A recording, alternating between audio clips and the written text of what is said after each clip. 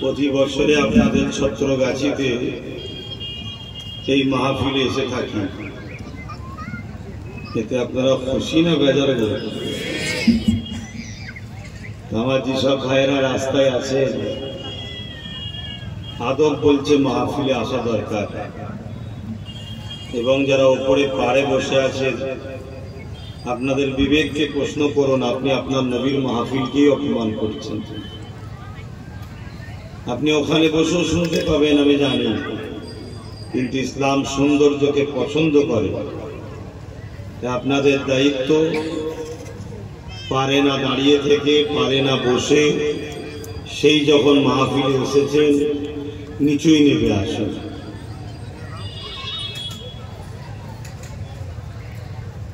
বড় দুঃখের বিষয়, দেখুন ডাকলাম সব বসে রয়ে গেল, অথচ আপনারা বলেন আমরা কাফিলের সিলসিলার মুরিদ, আমরা নবী উম্মত। হায় হায়, ঠিক আছে আপনারা যখন আসবেন না থাকে কোনো অসুবিধা নেই, যারা আসার ঠিক আসছে, কিন্তু আপনার বিবেককে প্রশ্ন করে আপনাদেরকে তো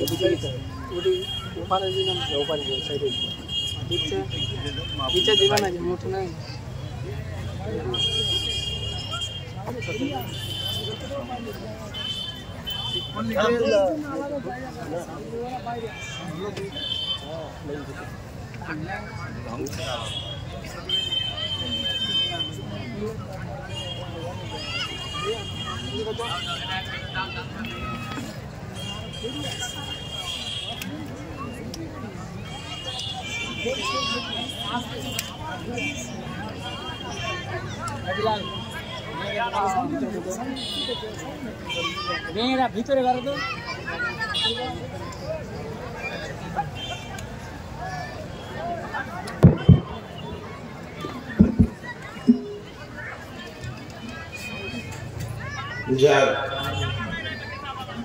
দিন ইসলামের আলোচনা সভা,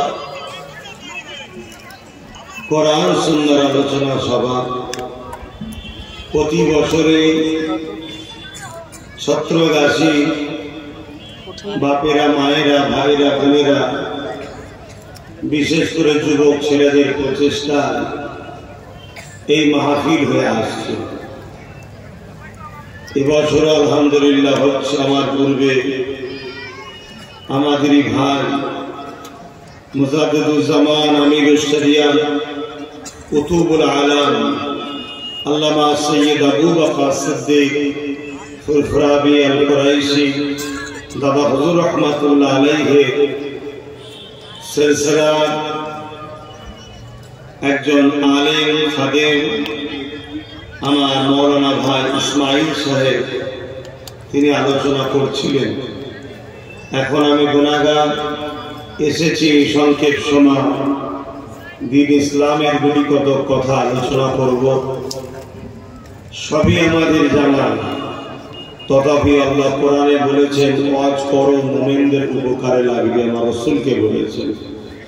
সেই নবীর ওয়ারিস হিসাবে আলেম ওলামারা আপনাদেরকে দিনের আলোচনা শোনায়। আমিও নগণ্য একজন খাদেম হিসাবে বিভিন্ন জায়গায় যাই, আপনাদের কাছে প্রতি বছরে এসেছি, বছর আসলাম। তা আমার দায়িত্ব, ইসলাম বলছে তোমরা মানুষকে ভালো কথা শোনাও, তা আমার দায়িত্ব আপনাদেরকে ডাকা ছিল, আমি ডাক দিলাম। যারা আমার ডাকে সাড়া দিলেন, আসলেন, মনে রাখবেন এটা কিন্তু শুধু আমার ডাকে সারা জন্য আপনি দিন ইসলামের কোরআন সুন্নাহ বিধানকে আপনি মান্যতা দিবেন। তো যা আলোচনার দিকে যায়, যারা আসছেন নিজের দিনের আলোচনা, নিজের ধর্মের আলোচনা, নিজেকে সম্মান ভক্তি ভালোবাসা দিয়ে এসে বসতে হবে। আর আমার মা বোনেদের বলবো, আপনাদের জন্য যখন পর্দা আড়াল করা আছে, আপনারা বাইরে বসে নিজের আখিরাতকে নষ্ট করবেন না, নিজের দিনের ক্ষতি করবেন না। আমার আগে ইসমাইল ভাই মৌলানা সাহেব তিনিও তো বললেন, এটা তো আপনাদের জানা দরকার।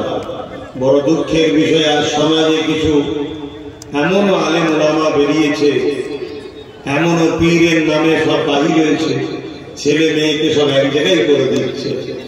আমাদের সিলসিলার মায়েরা বোনেরা ভাবছে অন্য জায়গায় তো সব একসাথে হয়, আমরা কেন একসাথে হব না? মা, পর্দা করা আল্লাহর আইন, ফরজ আইন, ফরজ। কোন পীর সাহেব, কোন পীরজাদা, মুফতি, মাওলানা কি করছে দেখে লাভ নেই। কেন আখিরি জামানা, আল্লাহ নবী বললেন হাতের তালুতে আগুন রাখার থেকেও কষ্ট ঈমান বাঁচানো হবে। এটা সেই সময়, যে সময়ে ঈমান বাঁচানো এত কষ্ট, হাতের তালুতে আগুন রাখা জানা কষ্ট, তার থেকে বেশি ঈমান বাঁচানো কষ্ট সেই সময়। তাই আমি বলবো আমার মা, আমার বোনেদের, আপনারা বাইরে বসবেন, এতে আমার তো কোনো অসুবিধে নাই, আমি তো আমার আলোচনা করে চলে যাব। কিন্তু না, আল্লাহ কিয়ামতের দিন ধরবে, তুমি বলবে না কেন, শুনবে না শুনবে পরের কথা। যেমন আমি ডাকলাম, কেন ডাকলাম? এটা শরীয়তের হুকুম। শুনবে কি না শুনবে সেটা পরের কথা। আমার ডাকেতে দুটো হলেও তো লোক আগিয়ে এসেছে, কি এসেছে না এসেছে, এটা দায়িত্ব আমাদের। ঠিক তেমনই আমার মা বোনেদেরকে বলা, এটা আমাদের দায়িত্ব যে মা বোনেরা আপনারা পর্দার আড়ালে বসবেন। এটা ইসলাম শরীয়তের আলোচনা সভা, সেখানে যদি ইসলাম বিরোধী কাজ হয় তাহলে আল্লাহর কাছে আমাদেরকে কৈফিয়ত দিতে হবে। আসেন প্রাণ খুলে উচ্চ আওয়াজে দরুদ শরীফ পড়ে, আল্লাহুম্মা সাল্লি আলা।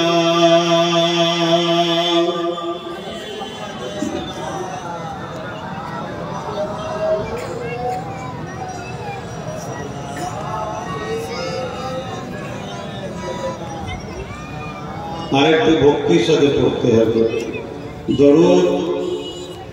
আল্লাহর হুকুম পড়া, সাল্লু, তোমরা দরুদ পড়ো।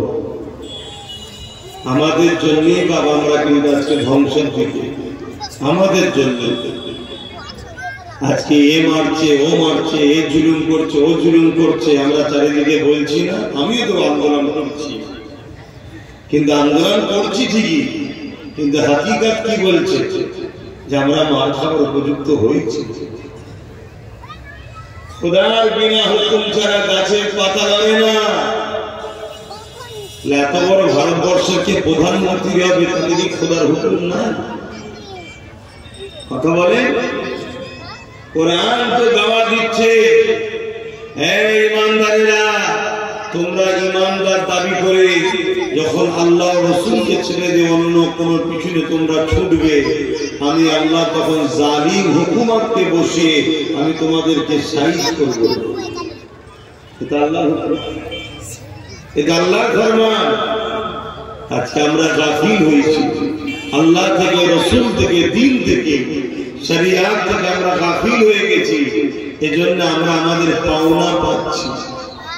আগামী আরো ভয়ানক পাওনা আসছে যদি আমরা শুধরে না যাই, শুধরে না যাই। মনে রাখবেন, দরুদ আল্লাহ পাকের হুকুম, এবং দরুদের ফজিলত কত। দরুদে ঈমান মজবুত হয়।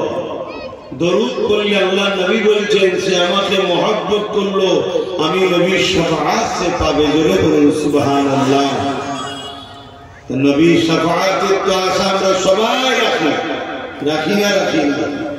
তো মহব্বতে দরুদ পড়তে হবে। এই তোমার মোবাইল কেন হাত তুলতে দিল? বস, মোবাইল রেখে দেশ दरूद मोहब्बत करो अल्लाहुम्मा सल्ली अला मौलाना मुहम्मद वअला आलिहि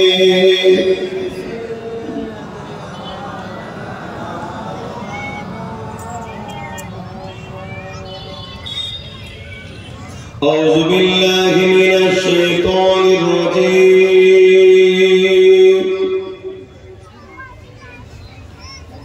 بسم الله الرحمن الرحيم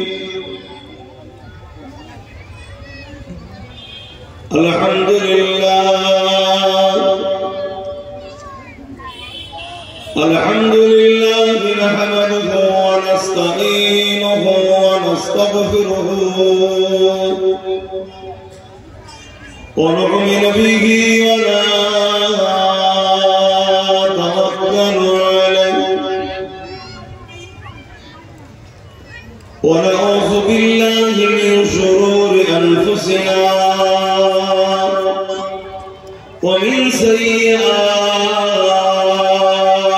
أعمالنا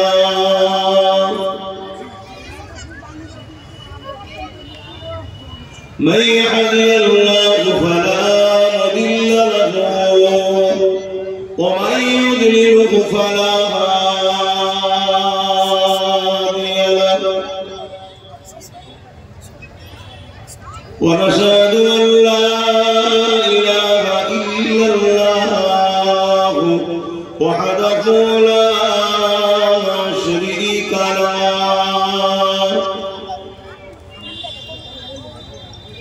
ونشهد أن سيدنا وحبيبنا ومولانا محمدا عبده ورسوله أما بعد فيا أيها الحاضرون رحمكم الله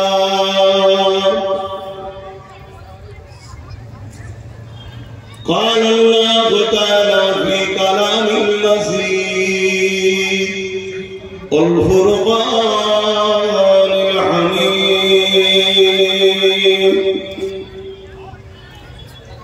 إن الله وملائكته يصلون على النبي يا أيها الذين آمنوا صلوا عليه وسلموا تسليما اللهم صل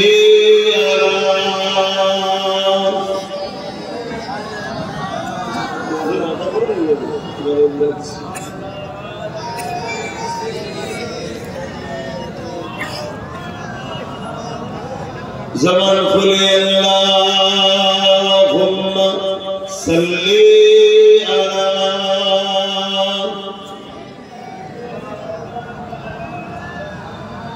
وعلى آله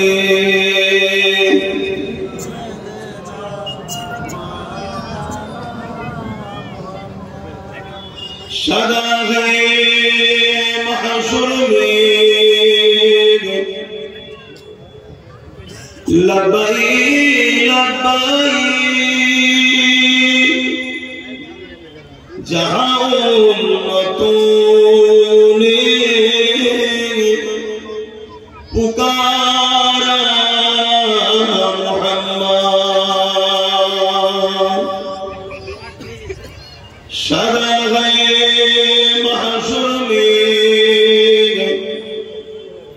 لبائی لبائی جہاں امتوں نے پکارا محمد ہمیں جان دل سے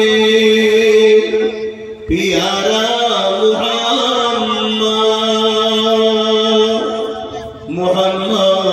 के गमों है हमारा मुहम्मद अल्लाहुम्मा सल्ली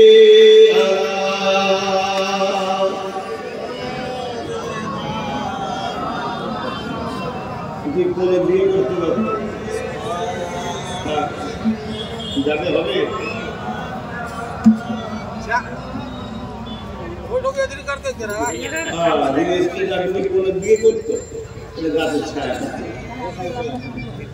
যতই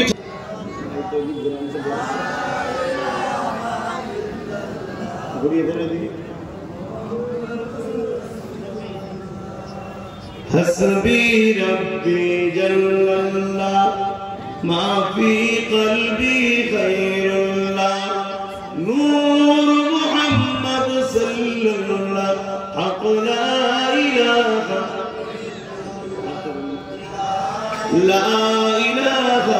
इल्लल्लाह ला इलाहा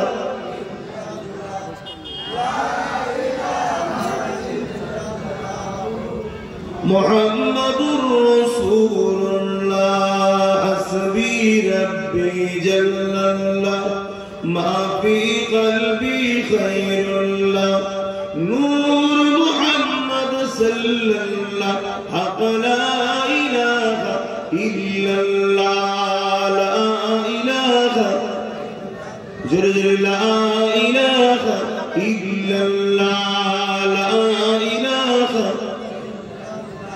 ला इलाहा इल्लल्लाह मुहम्मदुर রাসূলুল্লাহ সাল্লাল্লাহু আলাইহি ওয়াসাল্লাম। এই যে বসে বসে আমরা কলমা পড়ছি, এটা কি বেকার যাচ্ছে নাকি?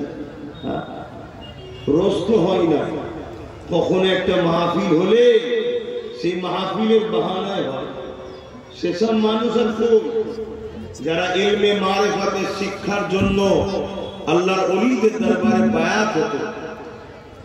হ্যাঁ, আপনাদের মুরব্বীদের মধ্যে অনেকে আছে এখনো তাসাউফের লাইনে আছে, তারা বাদ ফজর বাদ মাগরিব কালিমা সবকে জিকির করে, কিন্তু আমাদের যুব সমাজ আমরা তো করি না। অথচ কখনো কেউ যদি একবার বলে লা ইলাহা ইল্লাল্লাহু মুহাম্মাদুর রাসূলুল্লাহ সাল্লাল্লাহু আলাইহি সাল্লাম, আল্লাহ পাক ওই বান্দা বা বান্দির জন্য দুটো পাখি তৈরি করে। জোরে বলুন সুবহানাল্লাহ। একটা লা ইলাহা ইল্লাল্লাহ বলার জন্য আর একটা মুহাম্মদ রাসূলুল্লাহ বলার জন্য। এই দুটো পাখি উড়ে উড়ে গিয়ে আল্লাহ পাকের আরশ আজিমের উপরে গিয়ে বসে তারা তাদের ভাষায় ডাকতে থাকে। আল্লাহ পাকের আরশ আজিমের নিচে একদল ফেরেশতা আছে, তারা সর্বসময় আল্লাহর ইবাদতের সিজদায় পড়ে আছে। তাদের এই ডাকাডাকিতে ফেরেশতারা তখন বলবে, আল্লাহর মাখলুক তোমরা ডাকা বন্ধ করো, আমাদের ইবাদতের অসুবিধা হচ্ছে। তখন এই পাখিরা বলবে, ততক্ষণ পর্যন্ত ডাকা বন্ধ করব না যতক্ষণ পর্যন্ত না কালেমা পড়নে ওয়ালাদের জীবনের গুনাহ আল্লাহ মাফ করে। জোরে বলুন সুবহানাল্লাহ। আরো জোরে বলবেন না সুবহানাল্লাহ। এটা কি বেকার? আমাদের কাছে আসলে আপনাদের বেকার যাই না। যদি কবর খুঁড়িয়ে দেখানো যায় থাকতো, আমার বাপ দাদাদের সঙ্গে যারা উঠা বসা করেছে খুঁড়িয়ে দেখিয়ে দিতাম, তাদের লাশ তো অনেক দূরের কথা, কাফনটাও টাটকা আছে। তোমার দাদাদেরই। বলুন সুবহানাল্লাহ। বড় ইনশাআল্লাহ। আমি গল্প বলছি, অনেক জায়গায় প্রমাণও পাওয়া যাচ্ছে, অনেক জায়গায় কবর বসে গিয়ে বাংলাদেশের বগুড়াতে গিয়েছিলাম।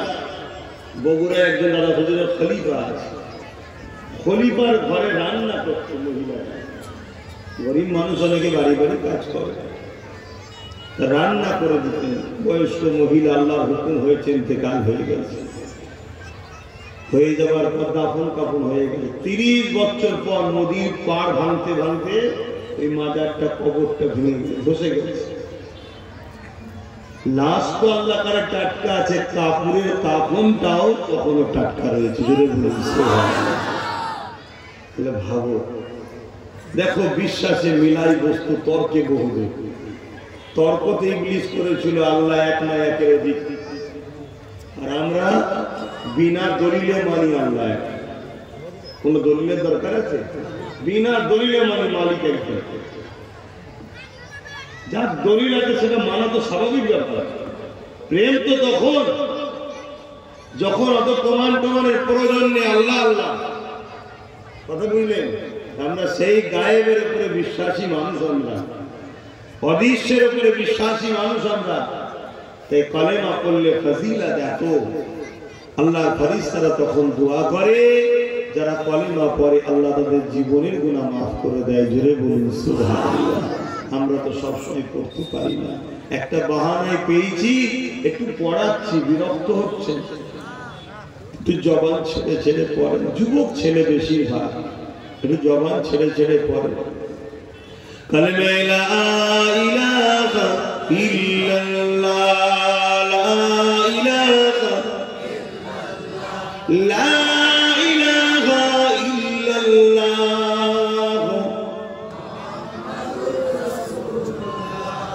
तौहीद का डंका आलम में बजवा दिया कमली वाले ने, तौहीद का डंका आलम में बजवा दिया कमली वाले ने, पी पी के पियाले कौसर के लौटेंगे मजाजी भर भर के, इन्ना आतैना कल कौसर फरमा दिया कमली वाले ने, दीनो मिला ईमान मिला, पढ़ने के लिए कुरान मिला, जो कुछ देने का था सब कुछ दिलवा दिया कमली वाले ने, बोलो ला इलाहा इल्लल्लाह, ला इलाहा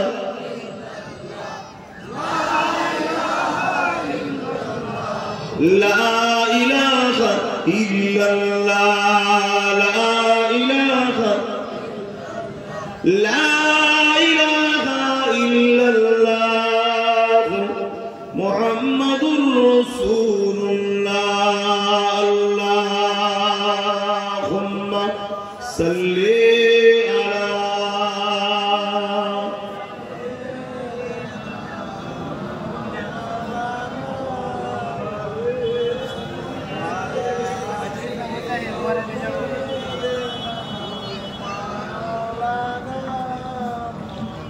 وقال الله تعالى في كلام المسيح والفرقان الحميد،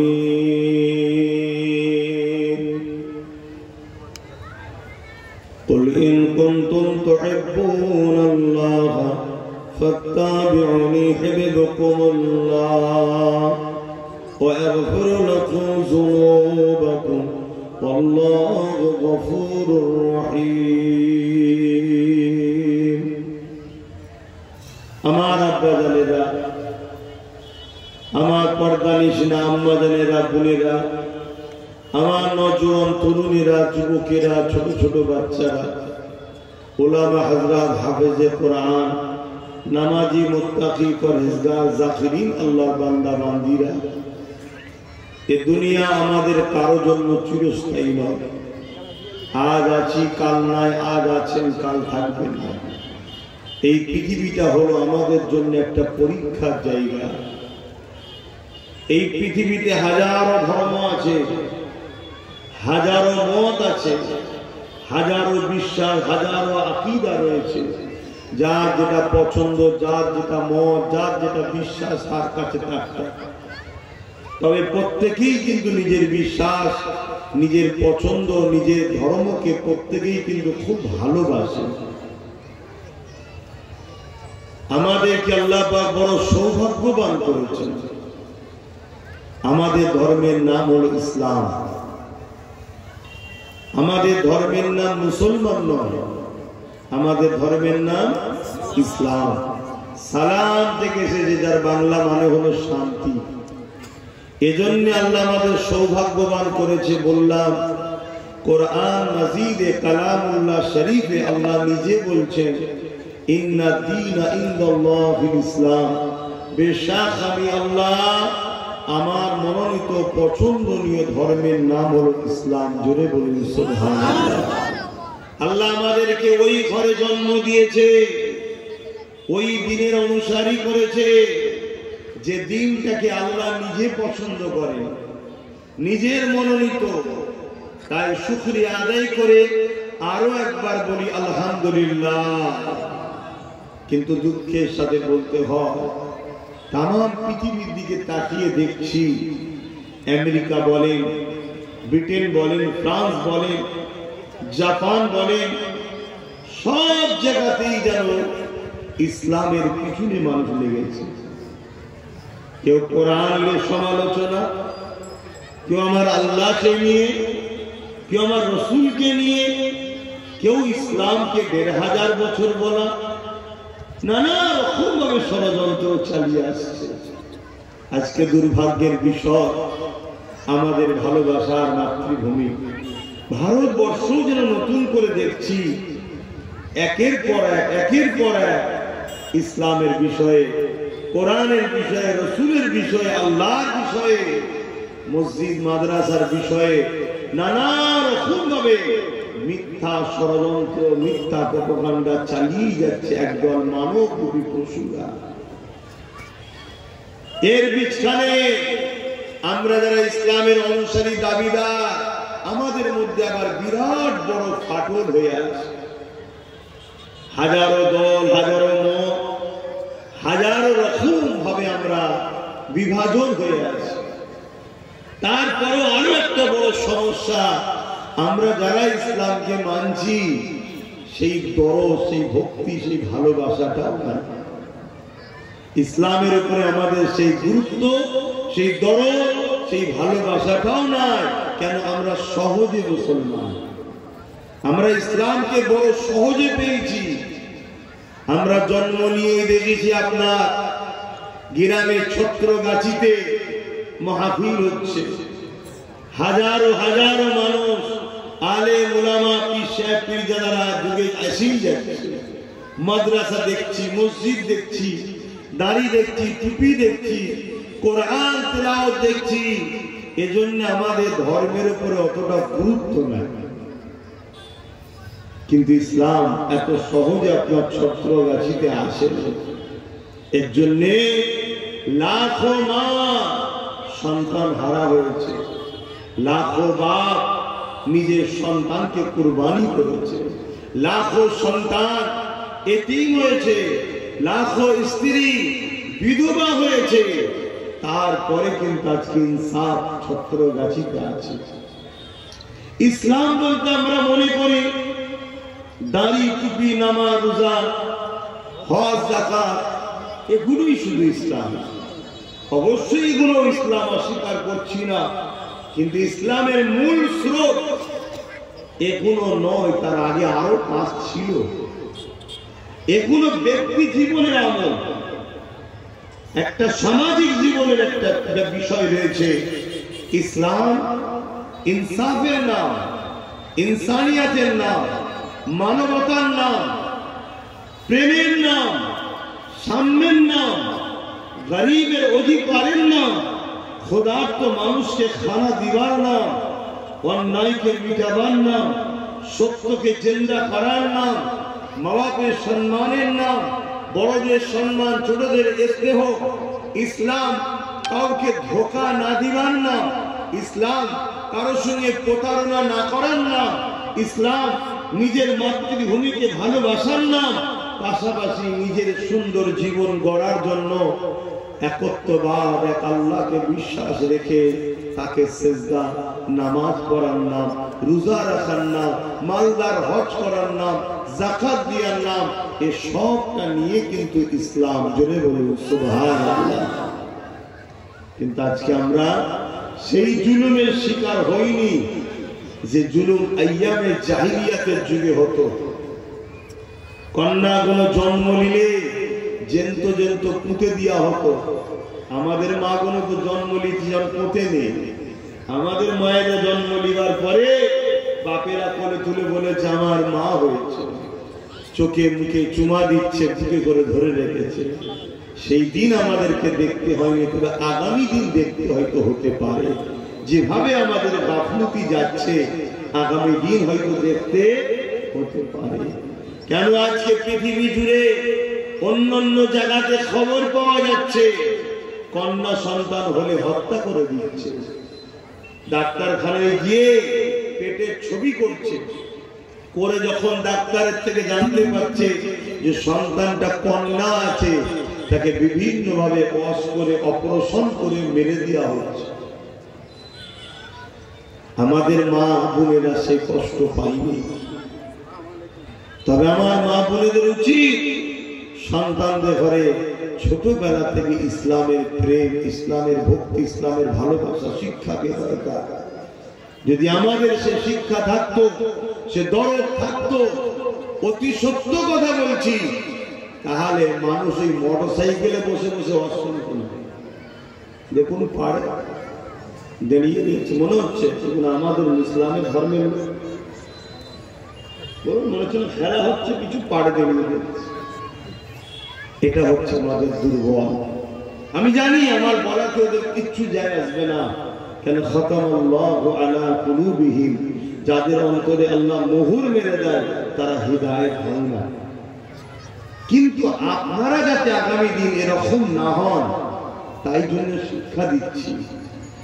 মনে রাখবেন ইসলাম কখনো সংখ্যার দিকে তাকায়নি। হযরতে ফারুক আযম খলিফাতুল মুসলিমিন হয়েছে এক খ্রিস্টান বাদশাহ। কোন মন্দির শুনবেন ইসলাম কি? এক খ্রিস্টান বাদশাহ খ্রিস্টান ধর্ম ত্যাগ করে দিয়ে ইসলাম কবুল করেছে। খুশির খবর না খারাপ খবর? জোরে বলেন, খুশির খবর। কিন্তু এই খ্রিস্টান বাদশাহ ইসলাম কবুল করার কিছুদিন পরেই, একেবারে কিছুদিন পরেই হজের সময় এসেছে, হজ করতে গেছে। হজ করতে যাওয়াতে আর এক গরিব মানুষের পা খ্রিস্টান বাদশাহ ওই এহরামে পড়েছে। পড়াতে খ্রিস্টান বাদশাহ একটা অহংকার রয়েছে রে বাবা। ইসলাম অহংকারকে মিটাবার নাম, অহংকার করার নাম ইসলাম নয়। অহংকারকে মিটাবার নাম ইসলাম। যে আমি ঘাসে বসবো, আমি চটে বসবো না, এর নাম ইসলাম না। ওই খ্রিস্টান বাদশাহ ওই গরিব মানুষ যে তার এহরামে পা দিয়ে ফেলেছে বেখিয়ালে, ভুল করে তাকে এক চড় মেরেছে। এই বিচার হযরত ওমর ফারুকের কাছে আসলো। হযরত ওমর ফারুক যখন বিচার এসেছে, ওই খ্রিস্টান বাদশাকে কাঠগড়ায় দাঁড় করাচ্ছে। বাদশাহ বলছে আমাকে তো বাদশাহ আমাকে কমসে কম একটুখানি আলাদাভাবে বসতে দেন। হযরত ফারুক আযম বলছে এটা অন্য কোনো জায়গায় হয়, আসামিকে আসামি ভাবেই ইসলামে দেখা হয়, এখানে অন্য কোনো গুঞ্জাইশ নাই। দাঁড়াও, দাঁড়িয়েছে। আলোচনা শোনার পর হযরত ওমর ফারুক বললেন, তুমি এই গরিবকে গালে চড় মেরেছো কেন? ও আমার এহরামে পা দিয়েছে। তুমি ইচ্ছা করে পাইছে? বলছে না হুজুর, আমার বেখিয়ালে পড়ে গেছে, বেখিয়ালে পড়ে গেছে, লেগে গেছে হুজুর। হযরত ফারুক আযম বলছে তুমি তা বলে তাকে চড় মারবে? ওই গরিবকে বলল তুমি প্রতিশোধ নিয়ে ওকে একটা চড় মেরে প্রতিশোধ নিয়ে শোধ করে নাও। খ্রিস্টান বাদশাহ মাথা হ্যাঁ হয়ে গেছে, বলছে এটা আপনি কি বিচার করছেন? বলছে হ্যাঁ, ইনসাফের বিচার। ইসলামে রাজা দেখা হয় না, ইসলামে আমির দেখা হয় না, ইসলামে মুফতি মৌলানা পীর সাহেব দেখা হয় না। শরীয়তের মাপকাঠিতে থাকলে সম্মানিত, শরীয়ত থেকে বেরিয়ে গেলে সে যেই হোক সম্মানিত নয়। বুঝতে পারছি তো? হযরত ফারুক আযমকে খ্রিস্টান বাদশাহ বলছে আমাকে কয়েকদিন সময় দেওয়া হোক। বলল ঠিক আছে, সময় দেওয়া হবে। এই সময় দিবার নামে সে গোপনে পালিয়ে গিয়ে নতুন করে খ্রিস্টান হয়ে গেছে। মানুষের মধ্যে সাহাবাদের এলাকার মধ্যে আলোচনা হচ্ছে, হযরত ওমর যদি বাদশার উপর একটু নরম দিন দেখাতো তাহলে সে আজকে বেরিয়ে খ্রিস্টান হয়ে যেত না। হযরত ওমর ফারুক হুজুরের কানে খবর গেছে, মদিনার নববীর মেম্বারে এসে জালাল উঠতে নিয়ে গেছে, এই নবীর অনুসারীরা শোনো, একটা কেন হাজারটা বাদশা এসে যদি বেরিয়েও যায় নবীর নিজামকে কখনো পাল্টানো যাবে না। জোরে বলুন সুবহানাল্লাহ। এর নাম ইসলাম। নবীর আইনকে কখনো পাল্টানো যাবে না। গরিবের জন্য আলাদা, বড় লোকের জন্য আলাদা, অন্য জায়গায় হয়। ইসলামে এক। কথা বুঝে আসছে? আজকে আমরা সহজে পেয়েছি ধর্মকে, তাই গুরুত্ব নাই। অথচ এই দিনটাকে আমাদের কাছে পৌঁছাতে গিয়ে আল্লাহ নবী, নবী দয়া নবী, নবী পাককেও কত কষ্ট করতে হয়েছে। এমনও দিন গেছে আল্লাহ নবীকে পেটে পাথর বেঁধে থাকতে হয়েছে। এমনও দিন গেছে আল্লাহ নবীকে পাহাড়ে গিয়ে গাছের পাতা ফলমূল খেয়ে জীবন ধারণ করতে হয়েছে। কেন? নবী নাই কথা বলেছে, সত্য কথা বলেছে। আবু জির, উতবা, সাইবা, আবু লাহাব আমার নবী পাকের বিরুদ্ধে লেগে গেছে। বাপেরা, নওজওয়ানেরা, এ নবী পাকের প্রেমিকেরা, দুনিয়া দুদিনের আজ আছি কামনা, মনে রাখবেন আল্লাহ পাক সবার কাছ থেকে হিসাবটা নেবে। ওরে আমার বান্দা বান্দিরে, আমার দিনের জন্য কি করলি বল? আমি আল্লাহ তোদেরকে দুটো হাত দিয়েছিলাম, এই হাত দিয়ে তোরা নানা রকম নিজের উপকারে কাজ নিয়েছিস। আমার দিনের জন্য কি করেছি বল? ওরে আমার বান্দা বান্দিরে, আমি আল্লাহ তোদেরকে দুটো পা দিয়েছিলাম, এই পা দিয়ে তোরা নিজের ফায়দার জন্য অনেক কাজ নিয়েছিস। আমার দিনের জন্য এই পা দিয়ে তোরা কি করেছিস বল? ওরে আমার বান্দা বান্দিরে, আমি আল্লাহ তোদেরকে সুন্দর জীবন দিয়েছিলাম, সুস্বাস্থ্য দিয়েছিলাম, ক্ষমতাবান করেছিলাম। তোরা আমার দিনের জন্য কি করেছিস আজকে তোরা জবাবটা দে। আলেমরা মিথ্যা কথা বলছে না, জবাব আমাকেও দিতে হবে, আমাদেরকে দিতে হবে। আল্লাহ কাউকে ছাড়বে না।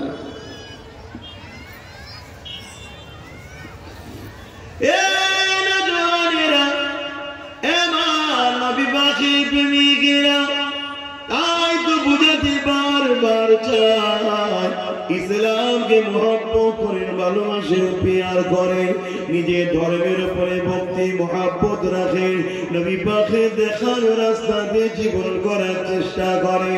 দুনিয়া তো সম্মানিত হবে, আখিরাতেও নাজাতটা পেয়ে যাবে। ইসলাম যেখানে নাই ওখানে মা বেটার মধ্যে কোনো ভালোবাসা সম্মান নাই। ইসলাম যেখানে নাই ওখানে স্বামী স্ত্রীর মধ্যে প্রেম নাই, ধোঁকাবাজি থাকে। ইসলাম যেখানে নাই ওখানে গরিবের কোনো সম্মানও থাকে না। ইসলাম যেখানে নাই ওখানে পূজা কোনো মানুষের মতো করে বাঁচতে পারে না। ইসলামই একমাত্র সমাধান তোমাকে আমাকে দুনিয়া আখিরাতে নাজাত দিতে পারে।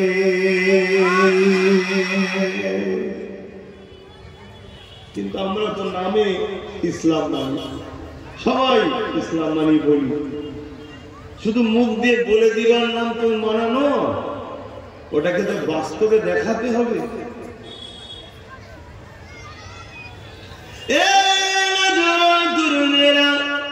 আল্লাহ কোরআনের মধ্যে জানিয়ে দিলেন, উদখুলু ফিস-সিলমি কাফা, তোমরা পরিপূর্ণভাবে ইসলামের মধ্যে আসো। যেভাবে সাহাবা হুজুর এসেছিলেন, সাহাবা হুজুররা আমার নবী পাকের সাথে হাত দিয়ে যেভাবে ইসলামের মধ্যে এসেছিলেন, এই যুবকেরা, তরুণেরা, বাপেরা, আজ আমাদেরকে নামাজে পাওয়া যায় না, অথচ নামাজ না পড়লে আজ আলেম উলামারা তোমাদেরকে বারবার বোঝায়, অথচ আমার নবী সাহাবারা নামাজের জন্য বড় দিবানা হয়ে থাকতো। অথচ নামাজ পড়তে গেলে তাদেরকে হাজারো বাধা দেয়া হতো। আজ তোমাকে বারবার ডাকা হচ্ছে, তুমি বুঝতে পারছো না। কাল তুমি মসজিদে যাওয়ার স্বপ্ন দেখবে, মসজিদে খুঁজে পাবে না। বুঝছো তো না? এটা কাদের গাফলতির জন্য হবে? যেমন আজকে মাহফিলে গাফলতি, মসজিদগুলো গাফলতি হচ্ছে না, হয়নি? কথা বলো, মসজিদগুলো বিরান হচ্ছে না, হয়নি? ওই গুটি কত মুরব্বী ছাড়া মসজিদে দেখা যায়? দেখা যায় না। আল্লাহ কেড়ে নেবে মসজিদ আমাদের থেকে, জালিম সরকারকে দিয়ে, জালিমদের দিয়ে কেড়ে নেবে। আমার আল্লাহ কোন মসজিদের মুখাপেক্ষ কি না, শুনছো তো নাকি? আল্লাহ তার ঠিক প্রতিশোধ যে জালিমরা করবে তার থেকে নেবে। তোমাকে আমাকে কতটা বেউজ্জতি করবে দেখো, তোমার চোখের সামনে তোমার ঘরে খোদার ঘরকে ধ্বংস করে দেবে, তুমি কিছু করতে পারছো না। এর থেকে বড় লজ্জা ও বেশরম কি আর হতে পারে? আমার কথা বুঝছেন? এই কথাটা বুঝতে গেলে ঈমান থাকা দরকার। ঈমান না থাকলে কথা বুঝতে পারবেন না। বাপেরা, নওজোয়ান তরুণেরা, এ নবী পাকের প্রেমিকেরা, এ নওজোয়ানেরা, আজ থেকে ৩-৪ বছর আগে যা বলেছিলাম আজকে অক্ষরে অক্ষরে মিলে যেতে লেগেছে। আজ থেকে ৩-৪ বছর আগে বলেছিলাম এমন একটা দিন আসবে আপনি মসজিদে ঢুকতে যাবেন, আপনাকে 47 দিয়ে বাধা দেওয়া হবে। ৩-৪ বছর আগে বলেছিলাম একজন কেউ দাঁড়িয়ে গিয়ে কেস করে দেবে, কোর্ট ফাইনাল দেবে, যতক্ষণ না সমাধান হচ্ছে মসজিদে কেউ যাবে না, তারা মারা থাকবে। হচ্ছে না? এর জন্য যারা এই কাজ করছে তারা দোষী না তার আগে আমরা দোষী? কেন সবাই মহল যে খেলিয়েছে, যেখানে 2-5 জন আছে, মসজিদে যায় 2-5 জন। এদের যুব সমাজ মসজিদের উপর দরদ নয়, এদের যুব সমাজের দরদ জানে যাত্রায়, ফাংশনে, সিনেমায়, থিয়েটারে, বেঈমান নেতাদের কাছে পথে গান বাড়াও, সিনেমা বাড়াও, যাত্রা বাড়াও, ফাংশন বাড়াও, মুসলিম মহল্লায় মহল্লায় ফাংশন দাও। তোমার গ্রাম থেকে 10টা ছেলেকে কিনে নেওয়া হবে যে তোদের এলাকায় ফাংশন দিবি, যত খরচ সব আমার, এক্সট্রা তোদের 10 জনকে 2 লাখ টাকা দেবো। তোমাকে যা 50 লাখ খরচ, 50 লাখ খরচ হোক, কিন্তু এই 50 লাখ খরচ করার পরে কি হবে? ঐতিহাসিক আদিনার মতো মসজিদ হাতছাড়া হবে। মাথায় ঢুকছে না? আমি গত 3 বছর আগে গিয়েছিলাম আর গত বছর গিয়েছিলাম, অনেক পার্থক্য দেখেছি। অনেক জায়গায় দেখেছি বিভিন্ন ছবি আঁকা হয়ে গেছে।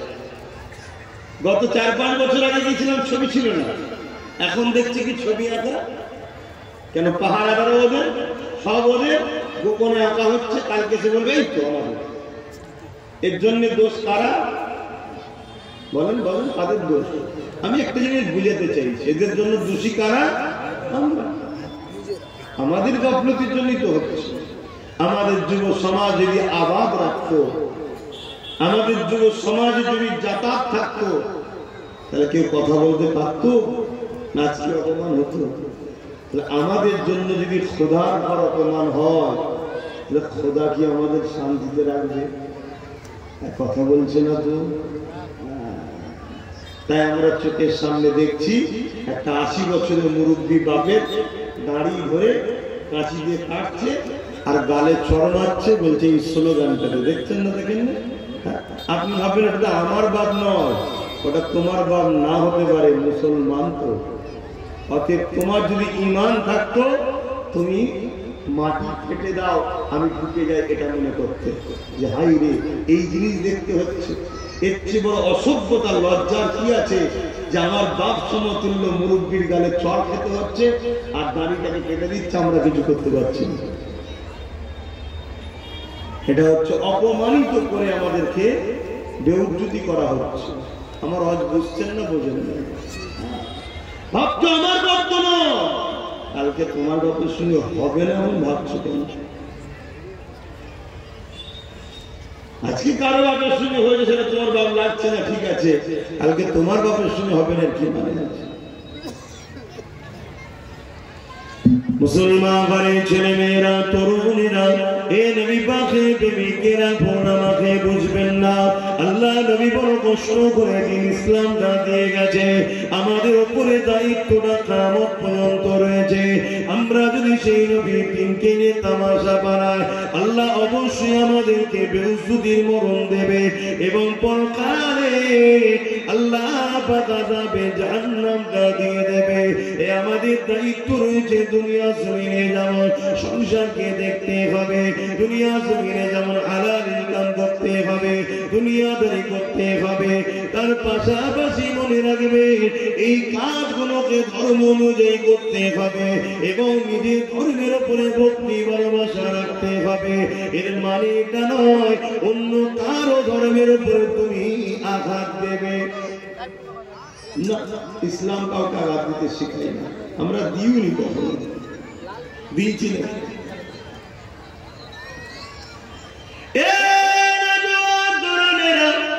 অথচ আমরা ধরে দেখে আসছি ইসলামের উপরে, কোরআনের উপরে, রাসূলের উপরে আল্লাহ রাব্বুল আলামিনের বিষয়ে নানা রকম পরিচিকর কথা একদল মানুষরা, মানবরূপী পশুরা যুগে যুগে বলে আসতে লেগেছে।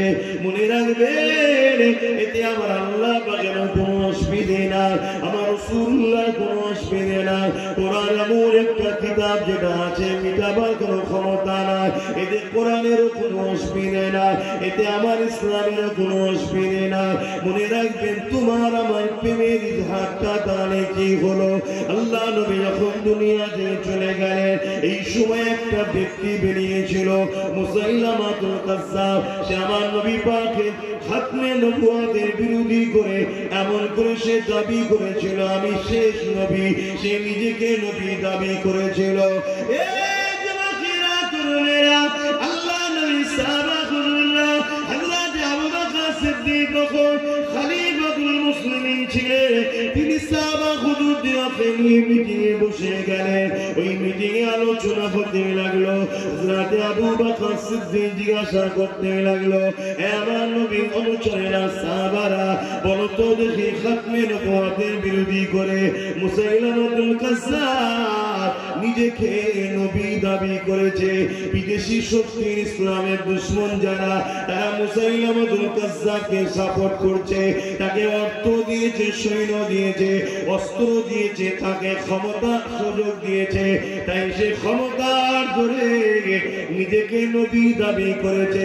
এর বিষয়ে আমাদের কি করা দরকার? বুঝতে পারছেন? ইসলামের উপরে ঝড় যুগে যুগে এসেছে, কিন্তু মনে রাখবে আমার আল্লাহ তিনি ইসলামের হিফাজত যুগে যুগেই করেছে। জোরে বলুন সুবহানাল্লাহ। কেন? এটা তিনার পছন্দনীয় ধর্ম। আল্লাহ নবী সাহাবারা বললেন, ভাই আবু বকর সিদ্দিক, আপনি তো খলিফাতুল মুসলিমিন, আপনি যেটা করবেন সেটাই আমরা মেনে নেব, আপনি যেটা ফয়সালা দেবেন। হযরত আবু বকর সিদ্দিক বলেছিলেন, আমি জানি পৃথিবী জালিমরা যদি আমার রাসূলুল্লাহর বিরুদ্ধে কোনো সমালোচনা করে, মিথ্যা নবী দাবি করে, এতে আমার নবীর খাতমে নবুয়তের কিছু যায় আসে না। কেন? আল্লাহ তো বলেছেন ওয়ালাকিন রাসূলুল্লাহ ওয়া খাতামুন নবী। কিন্তু আমরা যে নবীকে ভালোবাসি বলি, আমাদের তো প্রেমের ইজহার করা দরকার, আমাদের তো প্রেমের ইজহার দেখানো দরকার। তাই আমি আবু বকর মন স্থির করেছি মুসাইলামাতুল কাজ্জাবকে বুঝাবো। যদি না ও বোঝে, খাতমে নবুয়তের শান মর্যাদার উপরে কালিমা দেওয়ার চক্রান্ত করার জন্য মুসাইলামাতুল কাজ্জাবের বিরুদ্ধে আমি আবু বকর সংগ্রাম করব, লড়াই করব। জোরে বলুন সুবহানাল্লাহ, আরো জোরে বলুন সুবহানাল্লাহ। আজকের দিনেও যদি কোন মানবরূপী পশু, সে পৃথিবীর যে কোনো দেশেই হোক, আমার নবীর সামনে যদি গুস্তাখি করে, এতে আমার নবীর কোনো অসুবিধা হবে? কথা বলে ঠিক তেমনই মুসলিম ঘরের ছেলে দাবি করে আমরা যদি নবীর থেকে দূরে সরে যাই, আমার নবীর কোনো অসুবিধা হবে? কিচ্ছু হবে না। আল্লাহ যখন আমার নবী পাককে মেনে নিয়েছেন, নবী পাকের শান মর্যাদা যখন আল্লাহ বাড়িয়ে দিয়েছে, এখানে দুনিয়া কি করতে চাইছে, দুনিয়া কি বলতে চাইছে, ওটা বড় বিষয় নয়।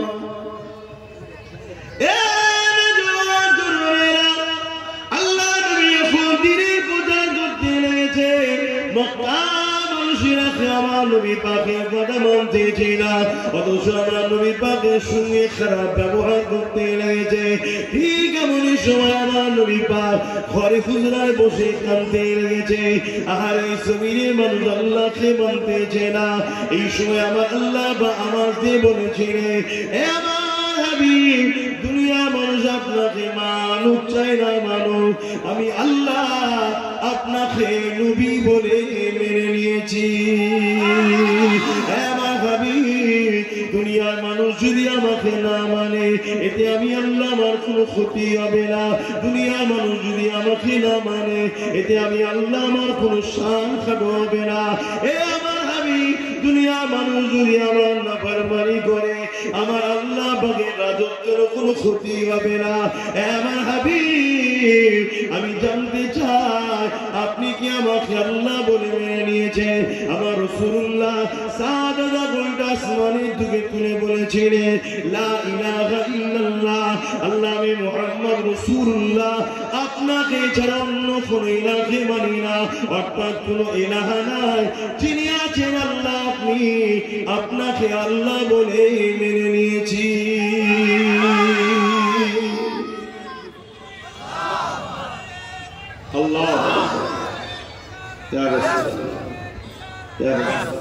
আল্লাহকে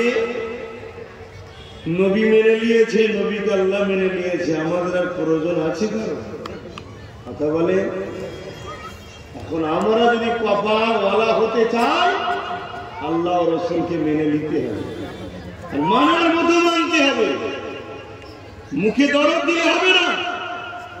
মুসাইলামাতুল কাজ্জাব খাতমে নবুয়তের বিরুদ্ধে গিয়ে নবী দাবি করেছে, এতে আমার নবীর কিছু যায় আসে না।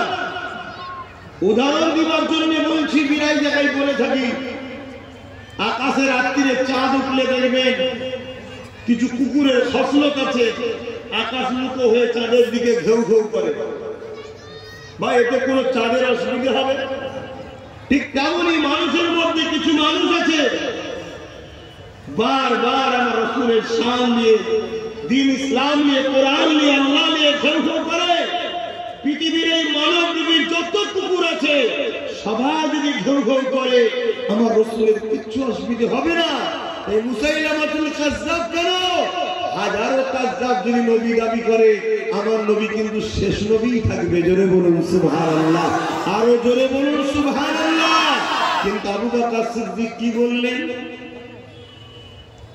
আমরা যে ভালোবাসি বলি, ভালোবাসার ইজহার দেওয়া দরকার আছে না? প্রমাণ দেওয়ার দরকার আছে না? হযরত আবু বকর সিদ্দিক এই জন্য আল্লাহ নবীর সাহাবাদের মধ্যে থেকে 10,000 যুবক সাহাবা হুজুরকে ঠিক করলেন। এই নজওয়ানেরা 10,000 যুবক সাহাবা হুজুরকে নিয়ে হযরত আবু বকর সিদ্দিক মুসাইলামাতুল কাজ্জাবকে বুঝাবার জন্য যেতে লেগেছে। যদি বলেন সাথে 10,000 কেন নিয়ে যাচ্ছে? আরে মুসাইলামাতুল কাজ্জাব 90,000 সৈন্য দিয়ে সর্বসময় নিজের সিকিউরিটি বানিয়ে রেখে দিয়েছে। 90,000 একটা দুটো নয়, বিদেশি অর্থ দিচ্ছে, বিদেশি শর্ত দিচ্ছে, বিদেশি অর্থ দিচ্ছে, বিদেশি অস্ত্র দিতে লেগেছে। কেননা তারা আমার নবী পাকের দুশমন যারা, তারা চাই মুসাইলামাতুল কাজ্জাবের দ্বারা মিথ্যা নবী দাবি করে আমার নবীর উম্মতদের মধ্যে বিভ্রান্ত তৈরি করে দেব। এ যুবকেরা, তরুণেরা, বাবেরা, হযরত আবু বকর সিদ্দিক এই 10,000 যুবক সাহাবাদের নিয়ে মুসাইলামাতুল কাজ্জাবের দিকে রওনা দিল। মুসাইলামাতুল কাজ্জাবের কাছে গিয়ে হযরত আবু বকর সিদ্দিক তাকে পূজাতে লাগলো। কুরআন যেখানে গাওয়া দিয়েছে ওয়ালাকিন রাসূলুল্লাহ ওয়া খাতামুন নবী, নবী এখন সেই নবী। কেন তুমি উম্মতের মধ্যে বিভ্রান্তি ছড়াও, কেন তুমি ফিতনা লাগাতে লেগেছো? আবু বকর সিদ্দিক এইভাবে বুঝাতে লেগেছে, কিন্তু মুসাইলামাতুল কাজ্জাব আবু বকর সিদ্দিকের কথার দিকে কর্ণ দেয়নি। সে দেখতে লেগেছে আবু বকরের দিকে 10,000 রয়েছে আর আমার দিকে 90,000 রয়েছে। এই সুযোগটাকে কাজে লাগে আবু বকর সিদ্দিক সহ 10,000 নবীর সাহাবাকে কতল করতে হবে।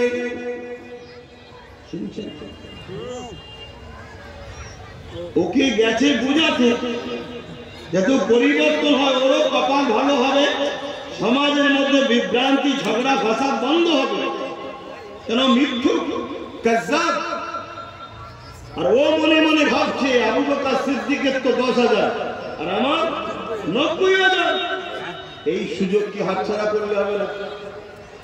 যেমন আজকে অনেকে ভাবছে এই সুযোগ দেশের মাথায় আমি, রাজ্যগুলোর মাথায় আমাদের, সব জায়গায় আমরা, এই সুযোগে মুসলমানদের মসজিদ মাদ্রাসা সব কেড়ে নাও। ভাবছে না হবে?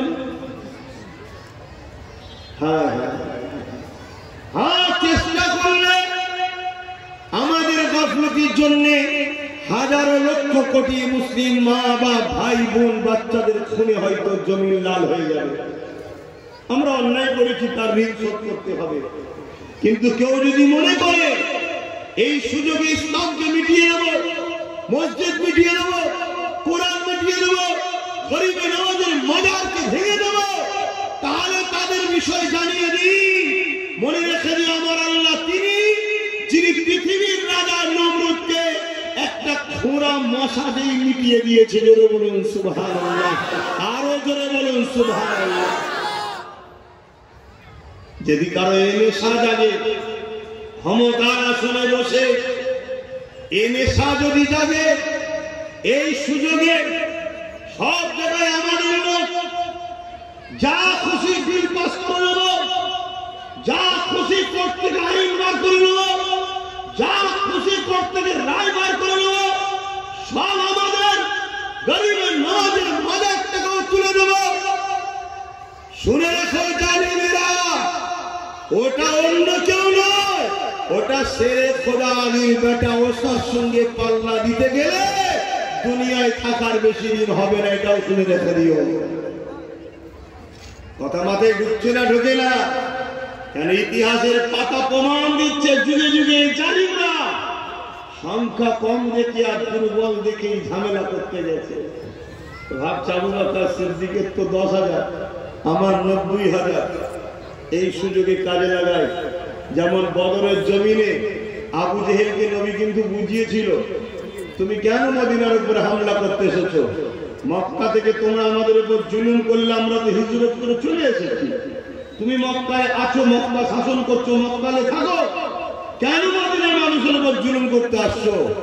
কিন্তু আবু জেহেল দেখছে মুহাম্মাদের দিকে 313, আমার দিকে 1000-এর উপরে।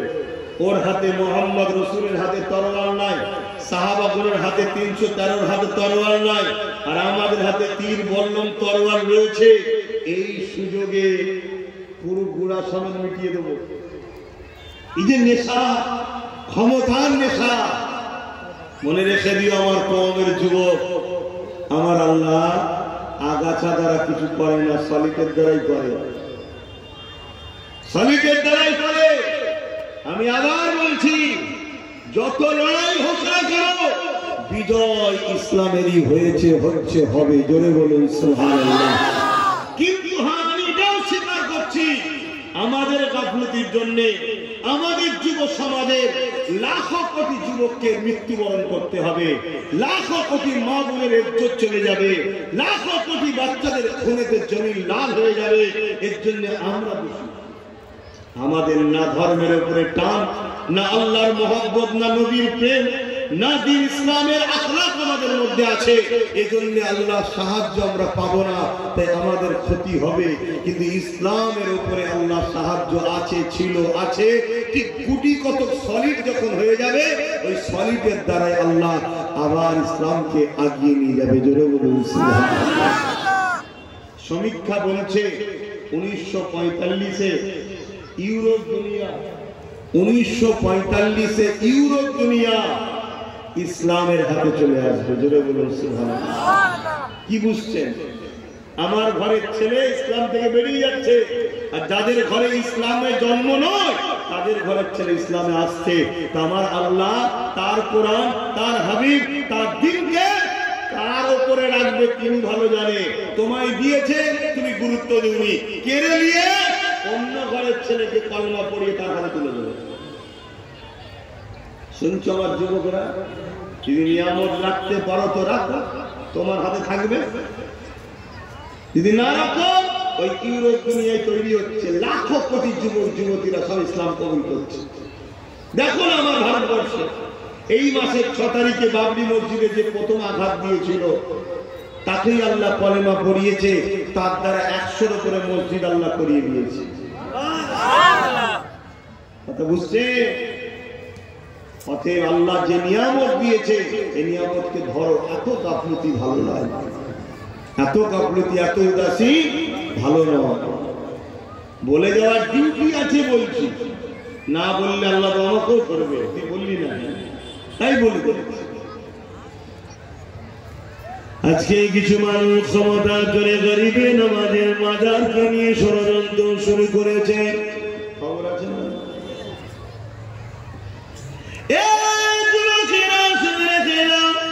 গরিবে নামাজকে তোমরা জানো, গরিবে নামাজ তো তিনি যিনি করে মাতায় রাসূল। হিন্দুস্তানকে তো আমার নবী পাক গরিবে নামাজকে দান করেছে। যতদিন হিন্দুস্তান থাকবে ততদিন গরিবে নামাজ থাকবে, যতদিন গরিবে নামাজ থাকবে ততদিন হিন্দুস্তান থাকবে। কেন গরিবে নামাজ কি হিন্দুস্তান আমার রাসূলুল্লাহ দান করেছে, আতা করেছে, দিয়ে দিয়েছে। এই যুবকেরা, তরুণেরা, বাবেরা, গরিবে নামাজ যখন হিন্দুস্তানে আসলে অনেক বড় কথা সংক্ষেপে দুই একটা বলি। একটা জায়গায় যেখানে গরিবে নামাজ বসলে, ওই আনা সাগরের পাশে গরিবে নামাজ বসলে, ওই জায়গায় বসার পরে আজানটা দিয়ে আজানের পর নামাজ হয়ে গেল। এলাকার মানুষের অবাক হয়ে শুনতে লেগেছে, ইনারা আবার কারা? কেননা ভারতীয় জমিনে এই আজান কখনো মানুষ শোনেনি, ওই এলাকার মানুষেরা তখন দেখেনি। এ যুবকেরা, তরুণীরা, বাবেরা, সন্ধ্যা যখন আগিয়ে এসতে লেগেছে, রাজার সৈন্য সামন্তরা, রাজার লোকেরা এমন করে উট ঘোড়াকে নিয়ে এসে যে জায়গায় গরিবে নামাজ বসেছিল ওই জায়গাতে উট ঘোড়া বাঁধার জায়গা। গরিবে নামাজ কেসে বলতে লাগলো, এই জায়গাতে রাজার উট ঘোড়া বাঁধার জায়গা, আপনারা অন্য কোন জায়গায় যান, এই জায়গাতে রাজার উট বসবে, এই জায়গা থেকে আপনারা সরে যান।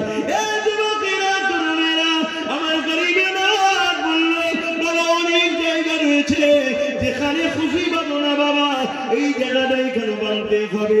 কিন্তু তারা এক গোয়ারি করতে লাগলো, না এই জায়গাতেই বসবে, তোমরা অন্য কোন জায়গায় চলে যাও।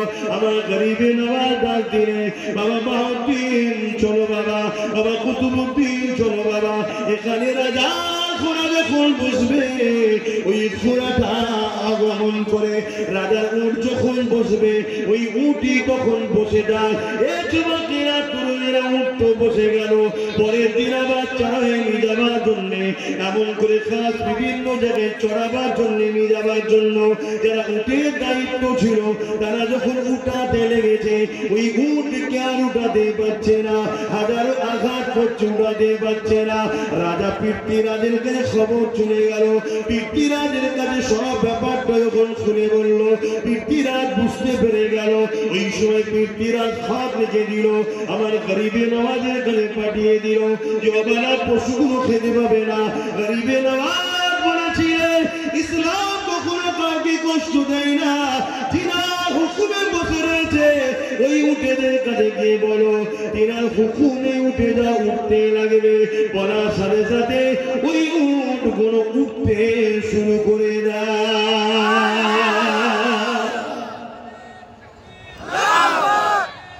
আল্লাহ, যে গরিবে নওয়াজে 850 বছর আগে বসানো উঠতে উঠাতে পারে না, আজকে সেই গরিবের নওয়াজের মাজারের মার্বেল তোলার স্বপ্ন দেখছে একজন মানব রূপী পশুরা। শুনছেন তো নাকি? সময় থাকতে থাকতে উচিত হবে ওদের ক্ষমা চেয়ে নিয়ে যাওয়া গরিবের নওয়াজের দরবারে। আর না হয় জাহান্নাম ইন্তজারে রয়েছে। আগ যখন ধরবে, আগুন যখন পাকড়াও করবে, রেহাই আর থাকবে না।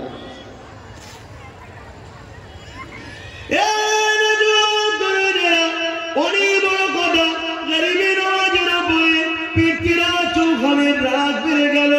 কি করে গরিবের নওয়াজকে দাঁড়াতে লাগবে? পৃথ্বীরাজ চৌহানের আম্মা যখন দুনিয়া থেকে চলে যান, তিনি তখন একটা ছেলেকে ওসিয়াত করে গিয়েছিল, বাবা তোকে একটা ভবিষ্যৎবাণী করে যাচ্ছি বাবা, তোর রাজত্ব চলাকালীন একজন মুসলিম ব্যক্তি তোর রাজত্বের মধ্যে আসবে, যে বড় সৃষ্টিকর্তার পেয়ারা হবে। বাবারে তার পিছনে লাগতে যাবি না, সে নাই সত্যের কথা বলতে আসবে, সে তোর রাজত্ব যখন করতে আসবে না, এই তার পিছনে তুই লাগবি না। এ যুবকেরা, তরুণেরা, খাজা গরিবের নওয়াজের খবরটা পেয়ে পৃথ্বীরাজ রাজা তখন মায়ের লিখাটাকে শুনলো।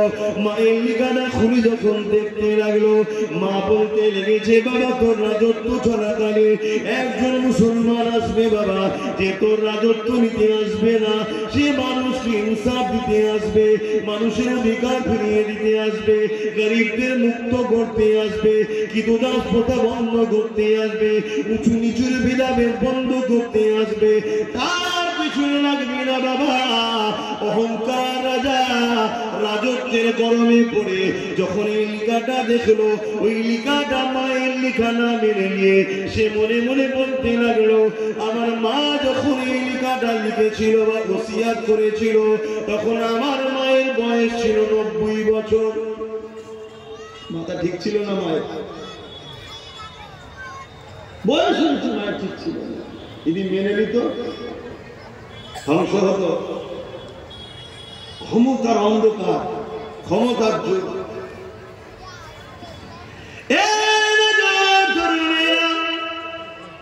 আল্লাহর নবী সুলতান হিনাতার রাসূল গরিবের নওয়াজ খাজা মঈনুদ্দিন আজমিরি সঞ্জানি হুজুর এমন করে আনা সাগরের পাশে উযু করে নামাজ পড়তেন। হুজুরের কথা একটু বলছি, অসুবিধা হচ্ছে না? আপনারা খবর পেয়েছেন তো হুজুরের মাদার নিয়ে বিয়ে করতে চাইছে? খবর পেয়েছেন তো নাকি? এটা কাদের দোষ বলবেন তো? অবশ্যই আমাদের গাফলতির জন্যই সব হচ্ছে, অন্য কিচ্ছু না।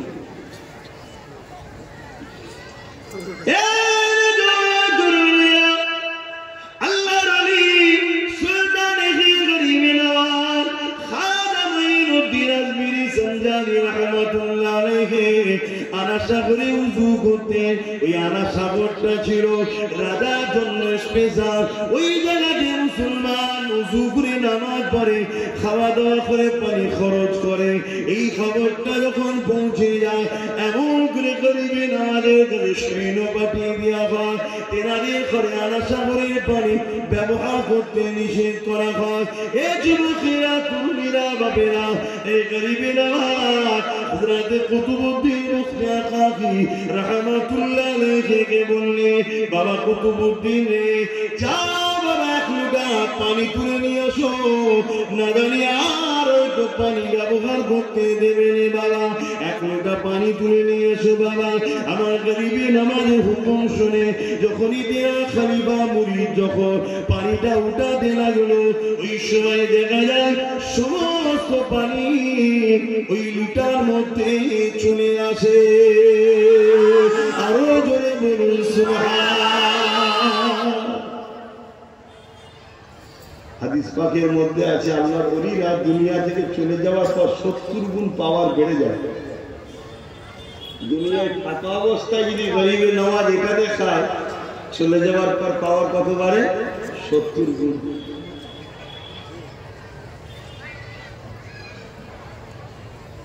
রাজার কাছে খবর চলে গেছে, পানি নাই।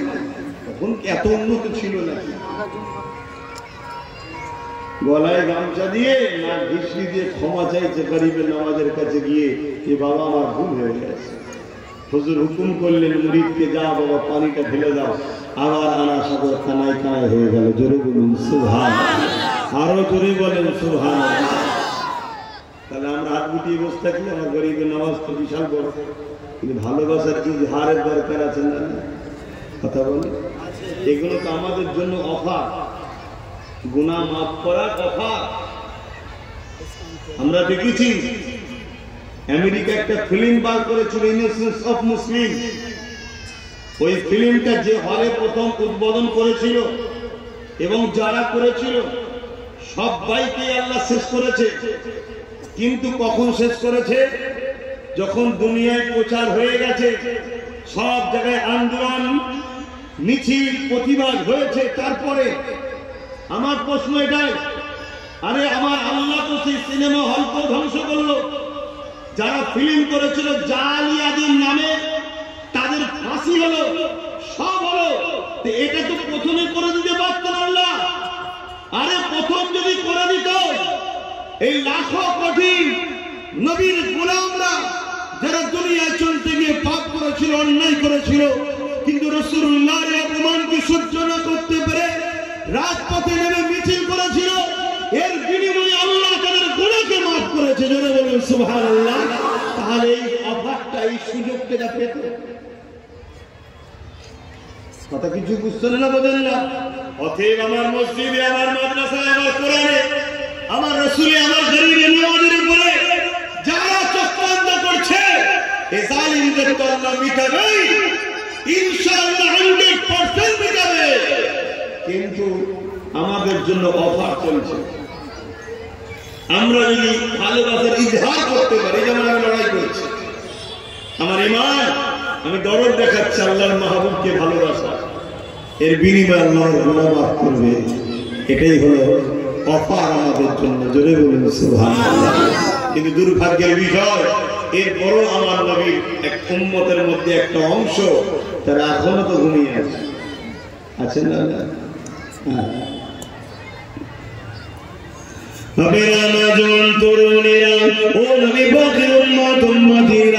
আমার গরিবের নামাজ সুলতানে কে জানো? তিনি একদিক দিয়ে হযরত ইমামে হাসান হুজুরের আওলাদ, আর একদিক দিয়ে ইমামে হুসাইন হুজুরের আওলাদ। দুই দিক দিয়ে তিনার সম্পর্ক, অর্থাৎ মুঈনুদ্দিন আসমিরি, হাসানি ওয়াল হুসাইনি। এই যুবকেরা, তরুণেরা, আমার গরিবের আওলাদ যখন হিন্দুস্তানে আসে, আমার একদিন রাস্তা দিয়ে যেতেছে, এমন সময় দেখেন একদল মানুষ আগুনের উপাসনা করতে লেগেছে। আমার গরিবের নামাজ সেখানে পৌঁছে গেলে, সেখানে দাঁড়িয়ে গিয়ে তাদেরকে বলতে লেগেছে, বাবারা তোমরা গুণাশ্রী করতে লেগেছো।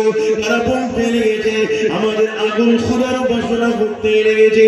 কতদিন করতে লেগেছো? তারা বলতে লেগেছে 40 বছর ধরে করতে লেগেছে।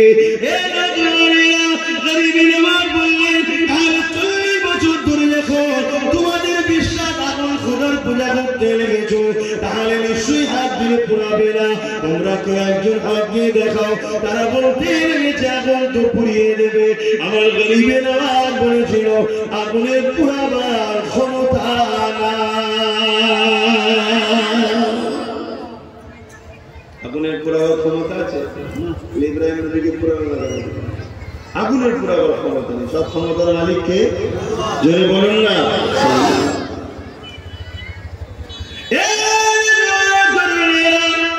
তাদের মধ্যে একজন বলল, তাহলে আপনি হাত দিয়ে দেখান।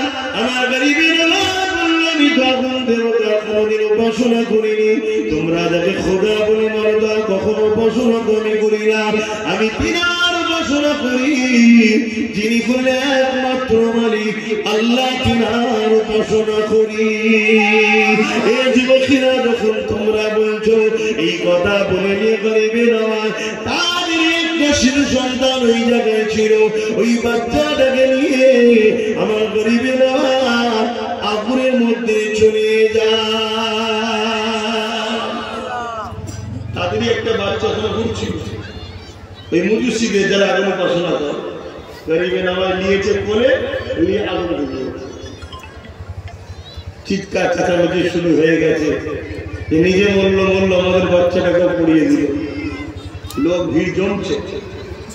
তখনকার সময় তো বাবা এখন ফোন করলি যেমন গাড়ি চলে এসছে, ফায়ারের গাড়ি, তাও আসতে অনেক সময় লাগে, তার আগে সব পুরো শেষ হয়ে যায়। তখন এত উন্নত ছিল না। দীর্ঘক্ষণ গরিবে নামাজ ভেতরে আছে, চারিদিক দিয়ে মানুষের জড়ো হয়ে গেছে। কি হয়েছে সবাই জিজ্ঞেস করছে, সবাইকে বিবাহ ওই অগ্নি উপাসকরা বুঝাচ্ছে, শোনাচ্ছে।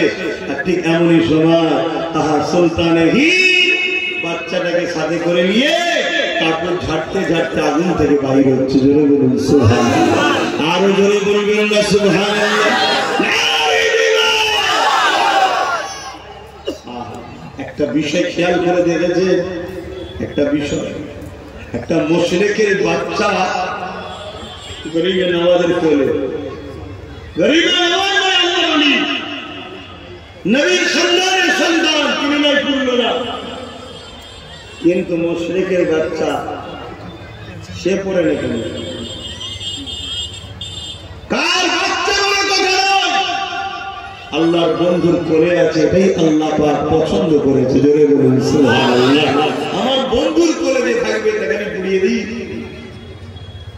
হায় হায় হায় হায়, আজ আমাদের যুবকরা কাদের কোলে দুলছো? কেন্দ্র সরকার তো বলছে অখাপ বিল করে সব নিয়ে নেবে, খবর পেয়েছো তো নাকি? কি হবে? তোমাদের মালদা অনেক সম্পদ আছে, অখাপে মালদায় অনেক সম্পদ আছে। তার মধ্যে যে মোদী মসজিদের কথা বললাম, ওটাও দফা সব নিয়ে নেবে। কি হবে? আমরা তো বললে শুনবে না, যাদের কোলে দুলছ বলো। এবার কি হবে? কখনো খেয়াল করে দেখেছো যে অখাপ সম্পত্তি কেন লিখতে চাইছে? সংশোধনের নামে অখাপ বিল তৈরি করে সম্পূর্ণকে কবজা করতে চাইছে কেন? কোনদিনই তো মুসলমানের হাতে অখাপ ছিল না, ছিল নাকি? ৭৭ বছর ধরে অখাপকে তো সবাই দখল করে খেয়েছে, ইনিও তো ১০ বছর ধরে খাচ্ছে। তো হঠাৎ করে আবার লিকালিকি করে নিতে চাইছে কেন?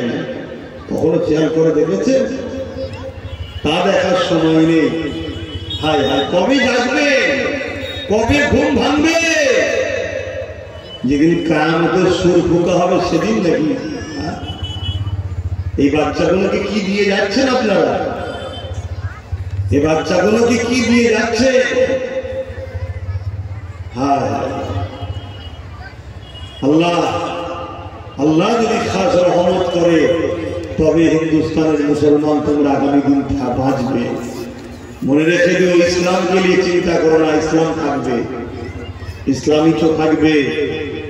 নতুন প্রজন্ম তৈরি করে দেবে, যারা ইসলামের দুশমন তাদের ঘরের ছেলেরা কলমা করবে ইসলামের জন্য, আল্লাহ তৈরি করে দেবে। জানো না হযরত ওমর ফারুক বলেছিল ৩৯ থেকে ৪০ হতে দেবো না, আল্লাহ ওমর ফারুককে ৪০ করে দিয়েছিল। জোরে বলুন সুবহানাল্লাহ। আমার আল্লাহ তাদের মধ্যে তুমি তৈরি করে দেবে, কিন্তু তোমার আমার বেঁচে থাকা কিন্তু বড় বিপদ হয়ে গেছে। বললি তো অনেকে ভাববে হুজুরের ছেলে সব কেন বলবে।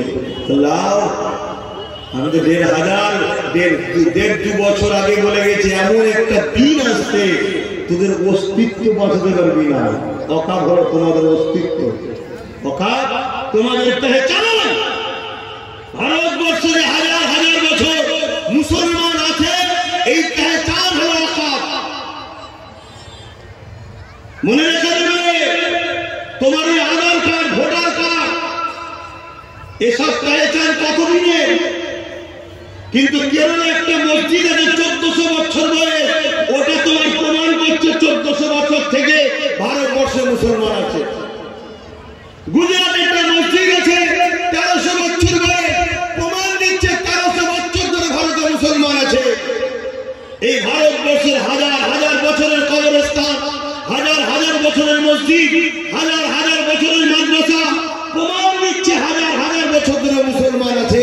ওগুলোকে সব কবজা করে নীরবে সাইলেন্ট ভাবে সব ধ্বংস করে দিয়ে বড় বড় কর্পোরেশনদের হাতে তুলে দেওয়া হবে। আর প্রমাণ দিতে পারবে না 1000 বছর তোমরা এই দেশে আছো। তোমাদের মালদার মুসলমানদের পরিচয় কি? তোমাদের মালদার মুসলমান কতদিন ধরে আছে? কিছু কম বেশি 350, 400, 500 বছরের মসজিদ প্রমাণ দিচ্ছে মালদার মুসলমান 350, 400 বছর ধরে আছে। কিন্তু কালকে ওটাকে কবজা করা হবে, এখনো কবজায় আছে, কিন্তু লিখে যাইবে, কালকে লিখিত হবে, নেওয়া হবে। লিখে নেওয়ার পর তোমার আর থাকবে না, অকাপ আর বলতে পারবে না। অকাপ থাকবে না তো বলবে কি করে? ওটাকে নিয়ে তখন প্রমোটিং হয়ে যাবে, কোটি কোটি টাকায় বড় কোম্পানিকে বিক্রি করে দেওয়া হবে। দিয়ে এবার তোমায় বলা হবে তুমি যে ভারতীয় প্রমাণ দাও। আমার কথা অনেকে হাসি লাগতে পারে যে হুজুর মনে হচ্ছে ভুলভাল বলছে। হ্যাঁ বা ভুলই বলছি, অপেক্ষা করো না 2 বছর। আমি তো 3 বছর বলেছিলাম, এই ডিসেম্বর চলে গেলে 1 বছর হবে, 2 বছর এখন অপেক্ষা করো। যদি বেঁচে থাকি আল্লাহ দেখাই দেখবো, তোমরা বেঁচে থাকো দেখবে। আমি বলেছিলাম চোখ দিয়ে পানি নয়, চোখ দিয়ে রক্ত বেরোবে। দেখা যাক না, দেখা যাক হয় কি হয় না। অনেক বুঝিয়েছিলাম, অনেক বলেছিলাম। আমাদের যুব সমাজ 500 টাকায় বিক্রি, 200 টাকায় বিক্রি, 1000 টাকায় বিক্রি, বিরিয়ানিতে বিক্রি। কথা বুঝে আসছে না? যদি বলা হতো 150 কোটি টাকা রোজ দেওয়া হবে, বাপরে বাপ, তখন দেখতে ধুলো আর ধুলো। ভুল বলছি নাকি? লাও না, তোমাকে 150 এমনি দিয়েছে নাকি? এই রিসেন্ট কোন জায়গার নাম বলবো না, যে কোনো একটা লোক তার রেসিডেন্সিয়াল সার্টিফিকেট পঞ্চায়েতে চাইতে গেছে, প্রমাণ আমার কাছে রয়েছে, সার্টিফিকেট চাইতে গেছে, বলেছে 1000 টাকা লাগবে। আমি সার্টিফিকেট চাইবো, 1000 টাকা কি খবর? প্রশাসনের কাছে খবর চলে গেছে, প্রশাসন এসেছে, ডাইরেক্ট প্রধান বলছে হ্যাঁ আমি বলি 1000 টাকা লাগবে। কেন কেন? তোমার দল করে বলছে না, আমার দল করে না। না আমি সাপোর্ট করেছিল, না করে না, 500 টাকা দিয়েছিলাম তাই দিয়েছিল। শুনছেন না? শুনবেন, 500 টাকা দিয়েছিলাম তাই আমাকে সাপোর্ট করেছে। অতএব 500 টাকা দিয়েছে, আমাকে সাপোর্ট করেছে। আজকে ওরা আমার থেকে কিছু পুরো 1000 টাকা দিতে হবে। খুব সিদ্দিকী প্রতি সমালোচনা, কত কি কথা। আমার ঘরের লোকেরা, বাইরের লোকেরা সবাই মিলে আমার পিছনে লেগেছিল। আল্লাহ আমাকে এখন দিন দিয়েছে একটু দেখা, তারপরেও কিন্তু আমি লড়ছি। এখনো সোশ্যাল মিডিয়ায় দেখি না, শুধু লড়ছি এইগুলোর জন্য, এই বাচ্চাগুলোর জন্য। কেন? আমাদের পাওনা মেটানো দরকার আছে, আমাদের একবার সাইড হওয়া দরকার আছে। যদি সহজে এই মেঘলা কেটে যায় না, কাল থেকে আর কাপড় তুলবে না, হলো মেঘলা আবার চলে যাবে। একবার ভিজা দরকার আছে, তবে যদি শুধরা। বহুত ব্যথা নিয়ে বলছি, বহুত কষ্ট নিয়ে বলছি। তুমি জানো তোমার আমার পশ্চিম বাংলায়, তোমার আমার পশ্চিম বাংলায় নামের আগে লিখতে হয় কোন কাস্ট, লিখতে হয়তো নাকি তুমি আমি কোন কাস্টে, বলো কোন ধর্মে, বলুন। একটা ছেলে বলছে মুসলিম, কোন ধর্মে? ইসলাম। কিন্তু আজকে সেটাকে তুলে দিয়ে খোঁজ না বাবা, তুলে দিয়ে করা হয়েছে মুসলমান। তার মানে কি নীরবে ইসলামকে ভুলে যাচ্ছে, নীরবে ভুলিয়ে দেওয়া হচ্ছে। তুমি জানো তোমার আমার পশ্চিম বাংলায় কোরআনের সিলেবাসকে বন্ধ করে দেওয়া হয়েছে মাদ্রাসায়। মার্কশিটে কোরআনের একটা পয়েন্ট থাকতো, যেমন অঙ্ক, ভূগোল, বিজ্ঞান, এত নম্বর এত নম্বর, ঠিক কোরআন বলে একটা লেখা থাকতো, তাদের নম্বর কত কত লেখা হতো। ওই পাঁচটাকেই তুলে দিয়েছে।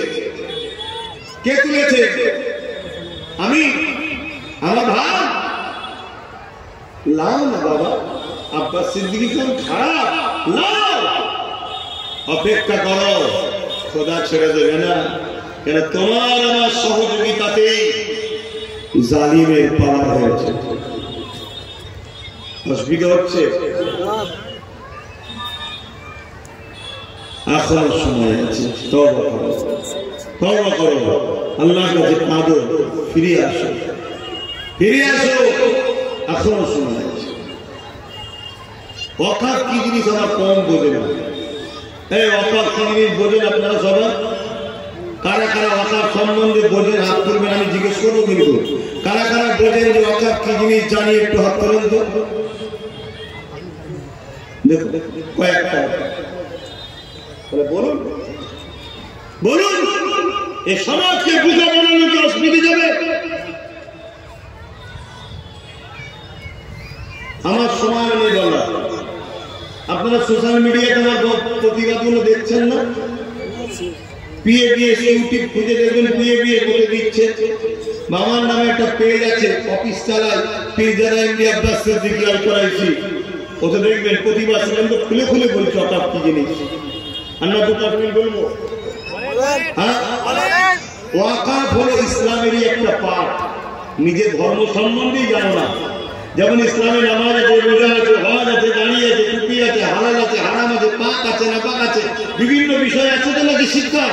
এই ইসলামেরই একটা পার্ট হলো ওয়াকাফ। অর্থাৎ আল্লাহর রাহে ধনীরা সম্পদকে দান করে দেয়, উৎসর্গ করে দেয়। জোরে বলুন সুবহানাল্লাহ।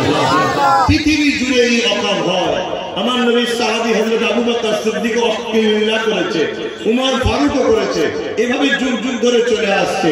ঠিক তেমনই আমার ভারতবর্ষে আমাদের পূর্বপুরুষ যারা হাজার হাজার বছরের ধনী লোক ছিল, তারা এই মুসলিম উম্মার উন্নতির জন্য, মুসলিম উম্মার শিক্ষার জন্য, মুসলিম গরিব ছেলেদের বিয়ে শাদী শিক্ষা পড়াশোনার জন্য 27 লক্ষ বিঘের উপরে সম্পত্তি দান করে গেছে। কত? এটা কম করে বলেছি, এর আরো বেশি আছে। এই সম্পত্তি দান করেছে কার? আল্লাহর রাহে। উদ্দেশ্য কি?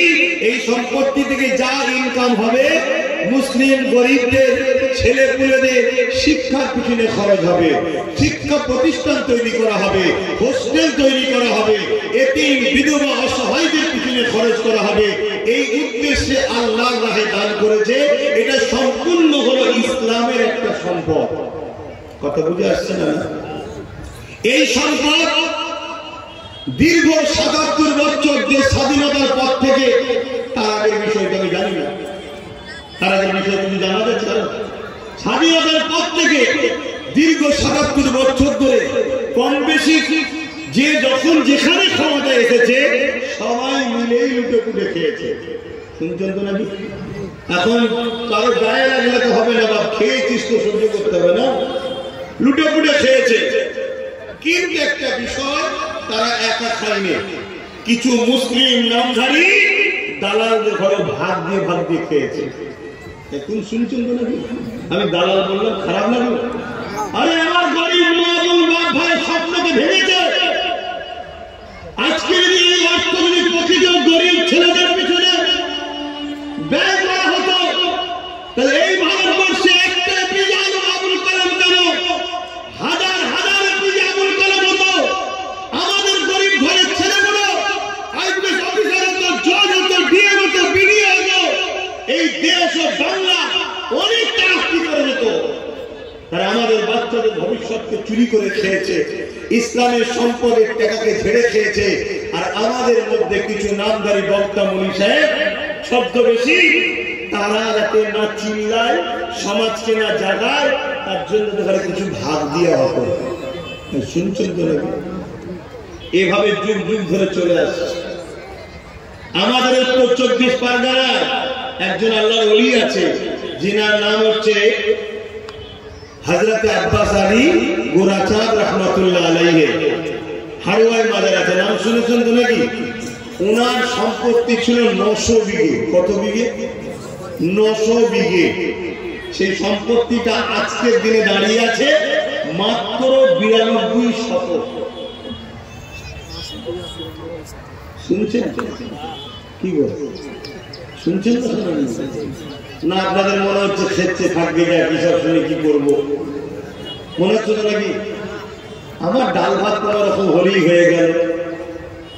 হ্যাঁ বাবা, এই জমিনে রোজ কুকুরও খায়, এই জমিনে রোজ কুকুর খায়, কোনোদিন কুকুর শুকিয়ে থাকে না। খোঁজ নেবেন, এই জমিনে রোজ কুকুর খায়। যেমন করে তার খাওয়া কিন্তু হয়, সে লাঠি খেয়ে হোক, ছিচি করে হোক, ঝাঁটার মা খেয়ে হোক, খাওয়া তো কুকুরের হয়, তা আপনার খাওয়াটা আমার খাওয়াটা যদি কুকুরের মতো হয়ে যায়, ওই খাওয়াটা ভালো না এর খেতে রুটি খাওয়া ভালো, একটু ভাবতে হবে তো নাকি? আর যদি মনে হয় না বাবা ওই কুকুরের মতনই ঠিক আছে, তাহলে আব্বাস সিদ্দিকী বাপ ভুল করছে। কথা কি করা হয়ে গেল নাকি? কি করিস না কথা কি করা হয়ে গেল? তাও যদি জাতি পরিবর্তন হয় তাও আলহামদুলিল্লাহ, জাতি যদি এরকম শুনেও পরিবর্তন হয় তাও আলহামদুলিল্লাহ। অতএব বাপ আমার, ভাই আমার, বুঝুন আজকে শুধু তোমার আমার ভবিষ্যৎ এখানে জড়িয়ে নয়, কালকে যখন তোমার মসজিদে এসে নোটিশ হয়ে যাবে এটা ওয়াকফ প্রপার্টি নয়, ভালো কবরস্থানকে বলা হবে ওয়াকফ প্রপার্টি নয়, তবে তোমার আমার বাপ দাদুর লাশের হাড়গুলোকে তোলা হবে। এমনও শুনে রেখে দাও, আগামী দিন তোমার আমার কবর দিবার জায়গা হবে না, কজন নিজের উঠোনে দেবে বা কজনের আছে কত বড় জায়গা, লাস্টে কি হবে বলতে হবে পুড়িয়ে দাও। আগামী দিন সেই দিন আসছে। আজকের এই ওয়াজটা রেকর্ডিং হচ্ছে তো নাকি?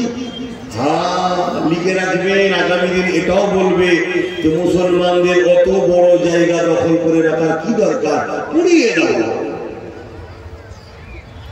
তোমার রাজনীতির জন্য তোমার মাকে লিগা হবে পোড়ানো। শোনো বন্ধু আমার কথা, গায়ে লাগলে কিছু করার নেই, আনবি না, আসলে আসবি না।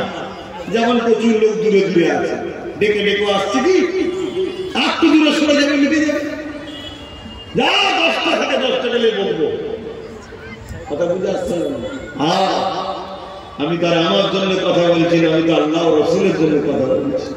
কাল তোমার আমার রাজনীতির জন্য তোমার আমার মাকে নিয়ে যাওয়া হবে পোড়াতে, আর তোমার আমার মাকে পোড়াতে নিয়ে যখন যাবে, পোড়াতে গিয়ে তো ভয় লাগবে, তখন তার ভালো লোক সেখানে যাবে না। তখন যেই কাপড়টা লাগবে তোমার মায়ের 60 বছর ঢুকে রাখা ইজ্জতটা উলঙ্গ হয়ে যাবে, সবাই দেখবে। সেদিন তোমার হাসিটা খুব ভালোভাবে বেড়ে যাবে, দেখবে। আজকে যারা আমার কথাকে নিয়ে মনে করো যে বেকার হচ্ছে, সেদিন বুঝবে কি হচ্ছে। কথা মাথায় ঢুকছে না? ঢুকে নেই। হ্যাঁ, আর এটাও শুনে রেখে দাও, ৭৭ বছর ধরে তথাকথিত সেকুলার নামে যারা রয়েছে তারাও ঝেড়ে ঝেড়ে খেয়েছিল। ওই 900 বিঘেটাকে ঝেড়ে 92 শতক করেছে। কেন্দ্র সরকার বিল করে বলছে ওই 92 শতকটা তোরা নয়, এবার আমি খাবো। এটাই হচ্ছে সংশোধন। কথা মাথায় ঢুকছে না? ঢুকে নেই। সবটা লোক এবারে আর কাউকে দেবে না। এখন দেখবেন এর জন্য কিছু লোক আন্দোলন করতে নামবে নতুন করে, আবার এটাও বলে যাচ্ছে কিছু লোক নতুন করে আন্দোলন করবে। কি হবে? ওয়াকফ বাঁচাতে হবে, ওয়াকফ বাঁচাতে হবে, ওয়াকফ দেওয়া যাবে না, লড়তে হবে। তাই নাকি? তুই চিল্লাচ্ছিস কেন ভাই? তুই তো নিজেই ওয়াকফ ঝেড়ে বসে আছিস। এই তুই তো নিজে ওয়াকফ ঝেড়ে বসে আছিস, তুই চিল্লাচ্ছিস কেন? তুই কত বছর খেয়েছিস, তুই কত বছর খেয়েছিস, তুই চিল্লাচ্ছিস কেন? বলছে ও তো লিখে একা খাবে, আমি ভাত পাবো না বলে চিল্লাচ্ছি। শুনছেন তো নাকি? আর আব্বাস সিদ্দিকী চিল্লানোর পিছনে আলাদা কারণ আছে। আব্বাস সিদ্দিকী চিল্লাচ্ছে আল্লাহর দ্বীনের জন্য, পাশাপাশি আমার নবীর এই ছোট ছোট উম্মতগুলো যারা বড় হবে আগামী দিন, এরা কিচ্ছু পাবে না। এরা অন্ধকার দেখবে দুনিয়াকে। চোখের সামনে সবাই ঘুরে বেড়াবে গাড়ি বাড়ি টাকা পয়সা নিয়ে, আর আমার তোমার গাফলতির জন্য তোমার আমার ছেলেগুলো যদিও বেঁচে থাকে ওই ম্যাথরের কাজ করার জন্য থাকবে, মুচির কাজ করার জন্য থাকবে, ঘরের দরবারের কাজ করার জন্য থাকবে, এইসব কাজ করতে পারবে। আমার এই কথাগুলো কাজের কষ্ট লাগলো নাকি? কিংবা আমার ভাইয়েরা কষ্ট হলো নাকি? বলেন না, যারা মেম্বার আছেন কষ্ট হলো? এই জন্য দুটো কথা বললাম, বেশি সময় নিয়ে 10 মিনিট বললাম। অসুবিধা হলো? হ্যাঁ, কিছু মুনাফিকের অসুবিধা হবে। কেন? তারা এতদিন ধরে খেয়েছে। কথা বুঝে আসছে না? আজকে খাওয়া বন্ধ হয়ে যাবে। আর আব্বাস সিদ্দিকী বলছে আন্দোলন করো, কিন্তু এই মুনাফিকদের সাথে নয়, যারা বিগত দিন বিভিন্ন যারা ওয়াকাব লুটে খেয়েছে তাদের সঙ্গে মিশেছিল, তাদেরকে সাথে করে নিয়ে আন্দোলন নয়, আন্দোলন হবে মুমিনদের সাথে নিয়ে ইনশাআল্লাহ। বলুন আল্লাহ কবুল করে, বলুন আল্লাহুম্মা আমিন। এখনো সময় আছে, এখনো সময় আছে, এখনো সময় আছে। পরিবর্তন হয়, পরিবর্তন হয়। যেখানে আইন তৈরি হয় সেখানে আমাদের লোক থাকা দরকার, তবেই তো সংবিধান বিরোধী কথা হলে চেয়ার ছুঁড়ে মারবে। কেন 1947-এ ফাইসাল্লা হয়ে গেছে আমার দেশে। 47-এর পর থেকে এই দেশ স্বাধীন হয়েছে 47-এ। সেই দিন থেকে নিয়ে যেটা মসজিদ ছিল মসজিদ থাকবে, যেটা মাদ্রাসা ছিল মাদ্রাসা থাকবে, যেটা মন্দির ছিল মন্দির থাকবে, যেটা গুরুদ্বার গুরুদ্বার থাকবে, যেটা খ্রিস্টানদের চার্চ থাকবে। কোন রকম সেটা নিয়ে পরিবর্তন করা যাবে না, তার বিরুদ্ধে কোনো সমালোচনা করা যাবে না। কিন্তু আজকে সেই আইনকে গোড়াগুল দেখিয়ে, সেই মীমাংসাকে গোড়াগুল দেখিয়ে কেন্দ্র সরকার ক্ষমতার জোর দেখিয়ে মসজিদ মাদ্রাসা কবরস্থান এমনকি আমার গরিবের নামাজের রওজার বিরুদ্ধে ষড়যন্ত্র চালাচ্ছে। মনে রাখবেন, এরা যদি এই জায়গা থেকে ফিরে না আসে, এদেরকে মিটাবার জন্য আমার আল্লাহ যথেষ্ট, কিন্তু আমাদের গাফলতির জন্য আমাদেরকেও কিন্তু আল্লাহ ছাড়বে না। কথা সংক্ষেপ করছি, এসেছি দুটো সালাম দেবো, সকলে একটু দিল খুলে উচ্চ আওয়াজে দাঁড়িয়ে দাঁড়িয়ে সালাম দেবেন। ইয়া নবী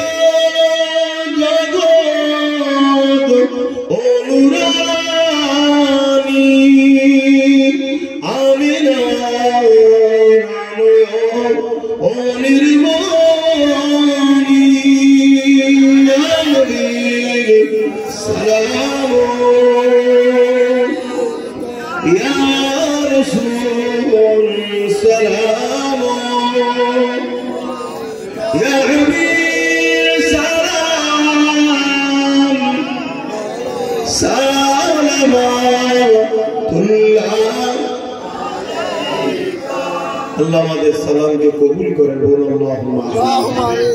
আমি একটা ছোট্ট কথা আপনাদের কাছ থেকে জিজ্ঞেস করতে চাইছি, কেন মালদার মানুষ, আপনারা আমার দাদা হুজুরের ভালোবাসার মানুষ, আমাদেরই পীর ভাই বা পীর বা চাচাজি আপনারা হন, আত্মীয় হন আপনারা আমাদের। এই যে ওয়াকফকে কেন্দ্র সরকার নতুন আইনের নামে যে লুটার ষড়যন্ত্র করছে, এর বিরুদ্ধে সংগ্রাম আন্দোলনের দরকার আছে না? একটু আওয়াজ দেব, দরকার আছে, একটু সাক্ষী দেন। আলহামদুলিল্লাহ, এই আন্দোলন পুরো বাংলা জুড়ে আমি করছি, বিভিন্ন জায়গায় বিভিন্ন ডেটে প্রোগ্রাম করছি, মানুষকে সচেতন করছি, এবং কেন্দ্র সরকার যাতে এই আইন থেকে নিজেকে দূরে সরায়, অব্যাহত করে, আইনকে রদ করে, বন্ধ করে, এই ষড়যন্ত্র যেন বন্ধ হয়, এর জন্য আন্দোলন হচ্ছে। এই আন্দোলন আগামীতেও হতে থাকবে। বাংলার প্রতিটা জায়গায় করতে করতে বাংলার রাজধানী কলিকাতা করার লক্ষ্য আমার চলছে। সে জায়গায় যদি আপনাদেরকে ডাকি, ব্রিগেড হোক বা শহীদ মিনার হোক, আপনারা কি আন্দোলনে একটু যেতে পারবেন? একটু সারা দিতে পারবেন? তারা পারবেন, আল্লাহকে সাক্ষী রেখে হাত তুলবেন, মুনাফিকি না, লম্বা হাত তুলে পারবেন তো নাকি?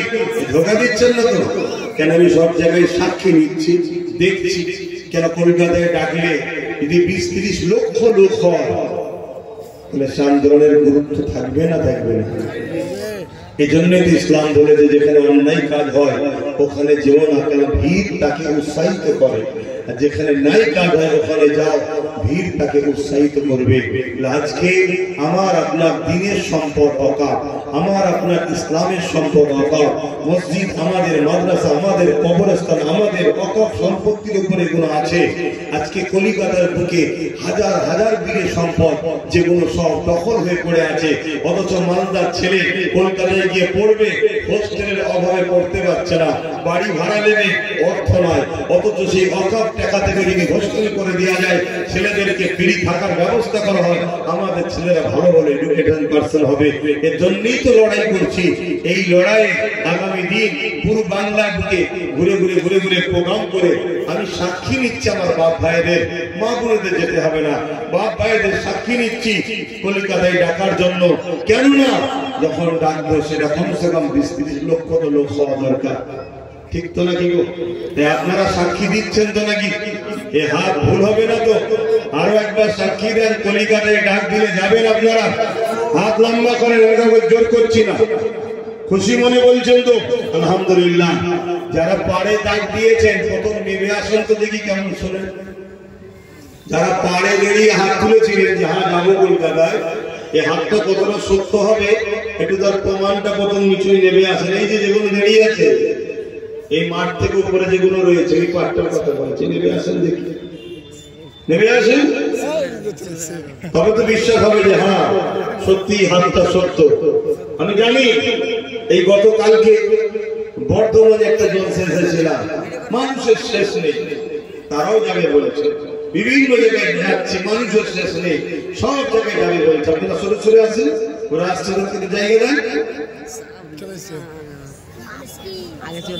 সরে আসেন।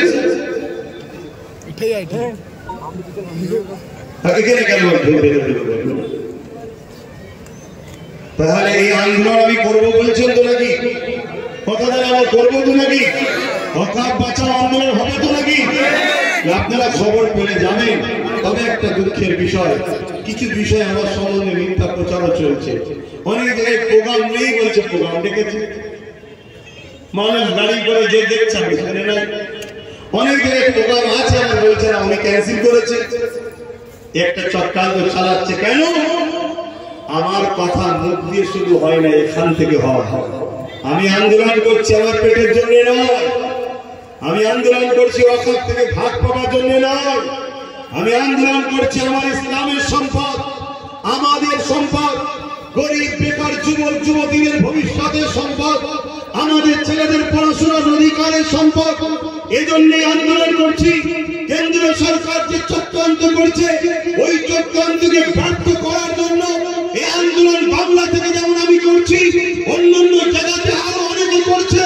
সবাই নিয়ে একদিন দিল্লির বুকে প্রয়োজন হয় যাব, যদি দিল্লি যেতে হয় সেদিন শুধু আন্দোলন করবে না, জালিমকে তার জায়গা থেকে ইনশাআল্লাহ না দিয়ে আমরা ফিরবো, বলুন ইনশাআল্লাহ।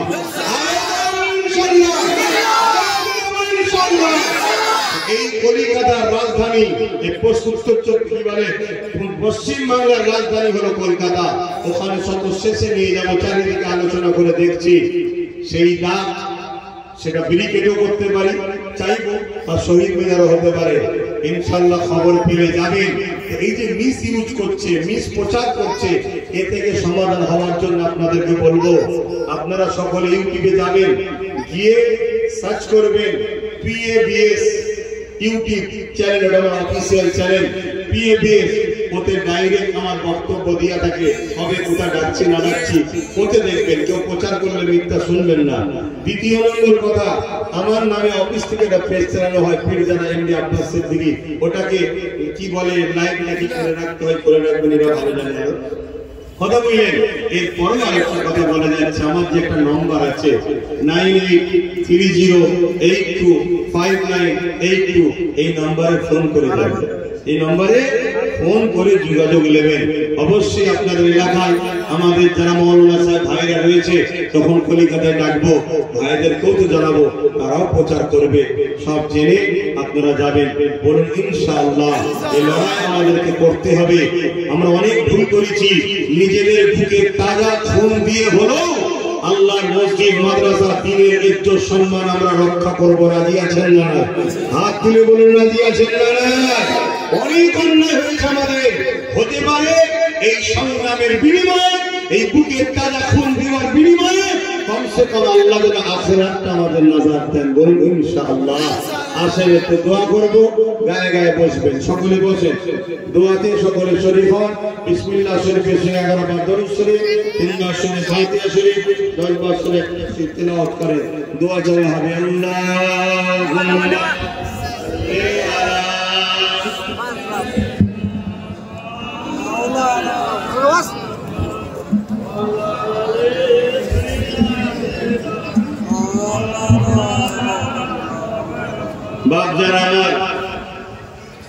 বাপজান আমার, ভাই আমার, কিন্তু যাবেন তো সবাই বললেন, আপনাদের কি গাড়ি ভাড়া দিলে যেতে হবে নাকি?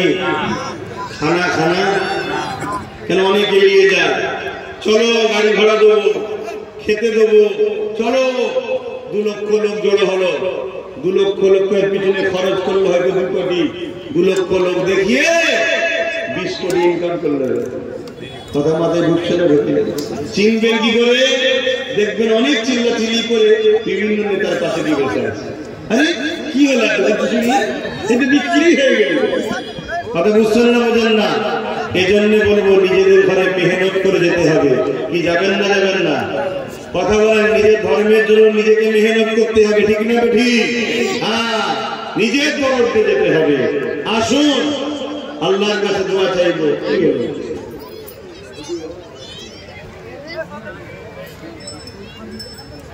শুনছেন তো নাকি? শুনছেন তো ভাইয়ের আমার? আচ্ছা, দিল থেকে বলুন আমি আসি, এটা খুশি না বোঝার হয়? সত্যি করে বলছেন?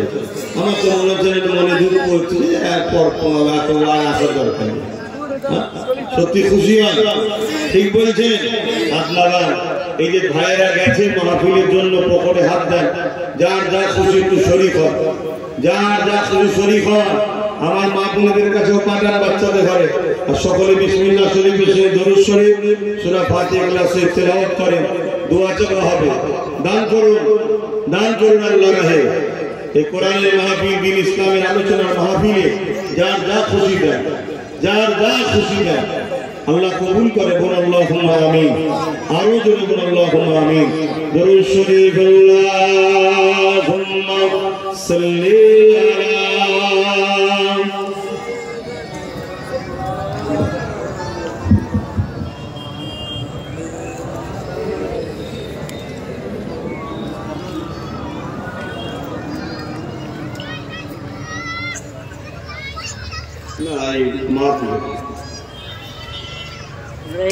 एक नहीं उन पर कुर्बान ज़माना है।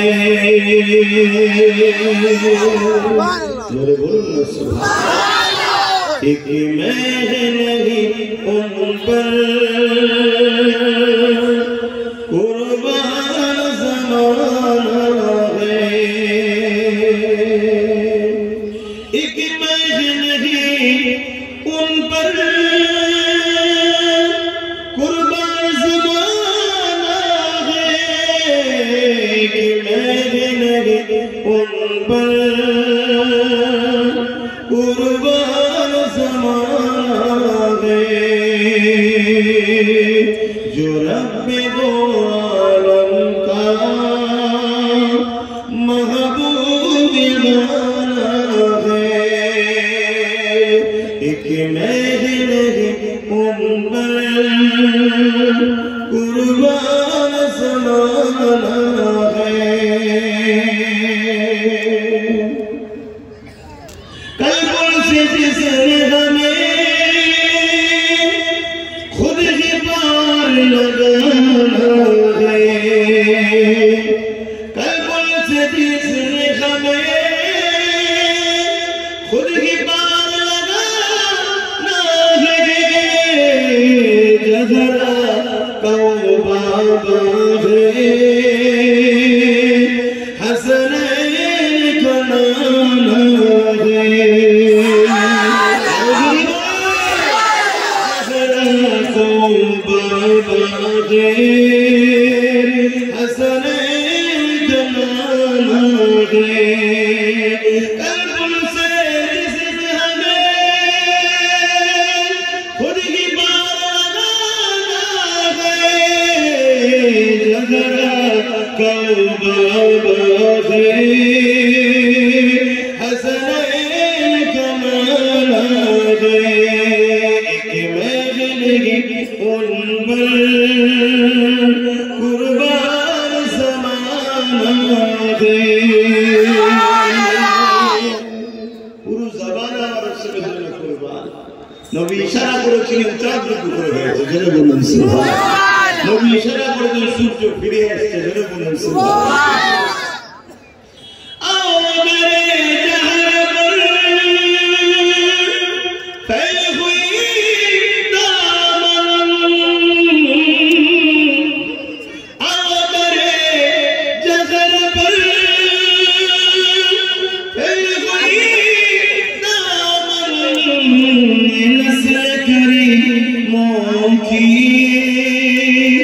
नस्ल करीमों की लचपा खराना दे।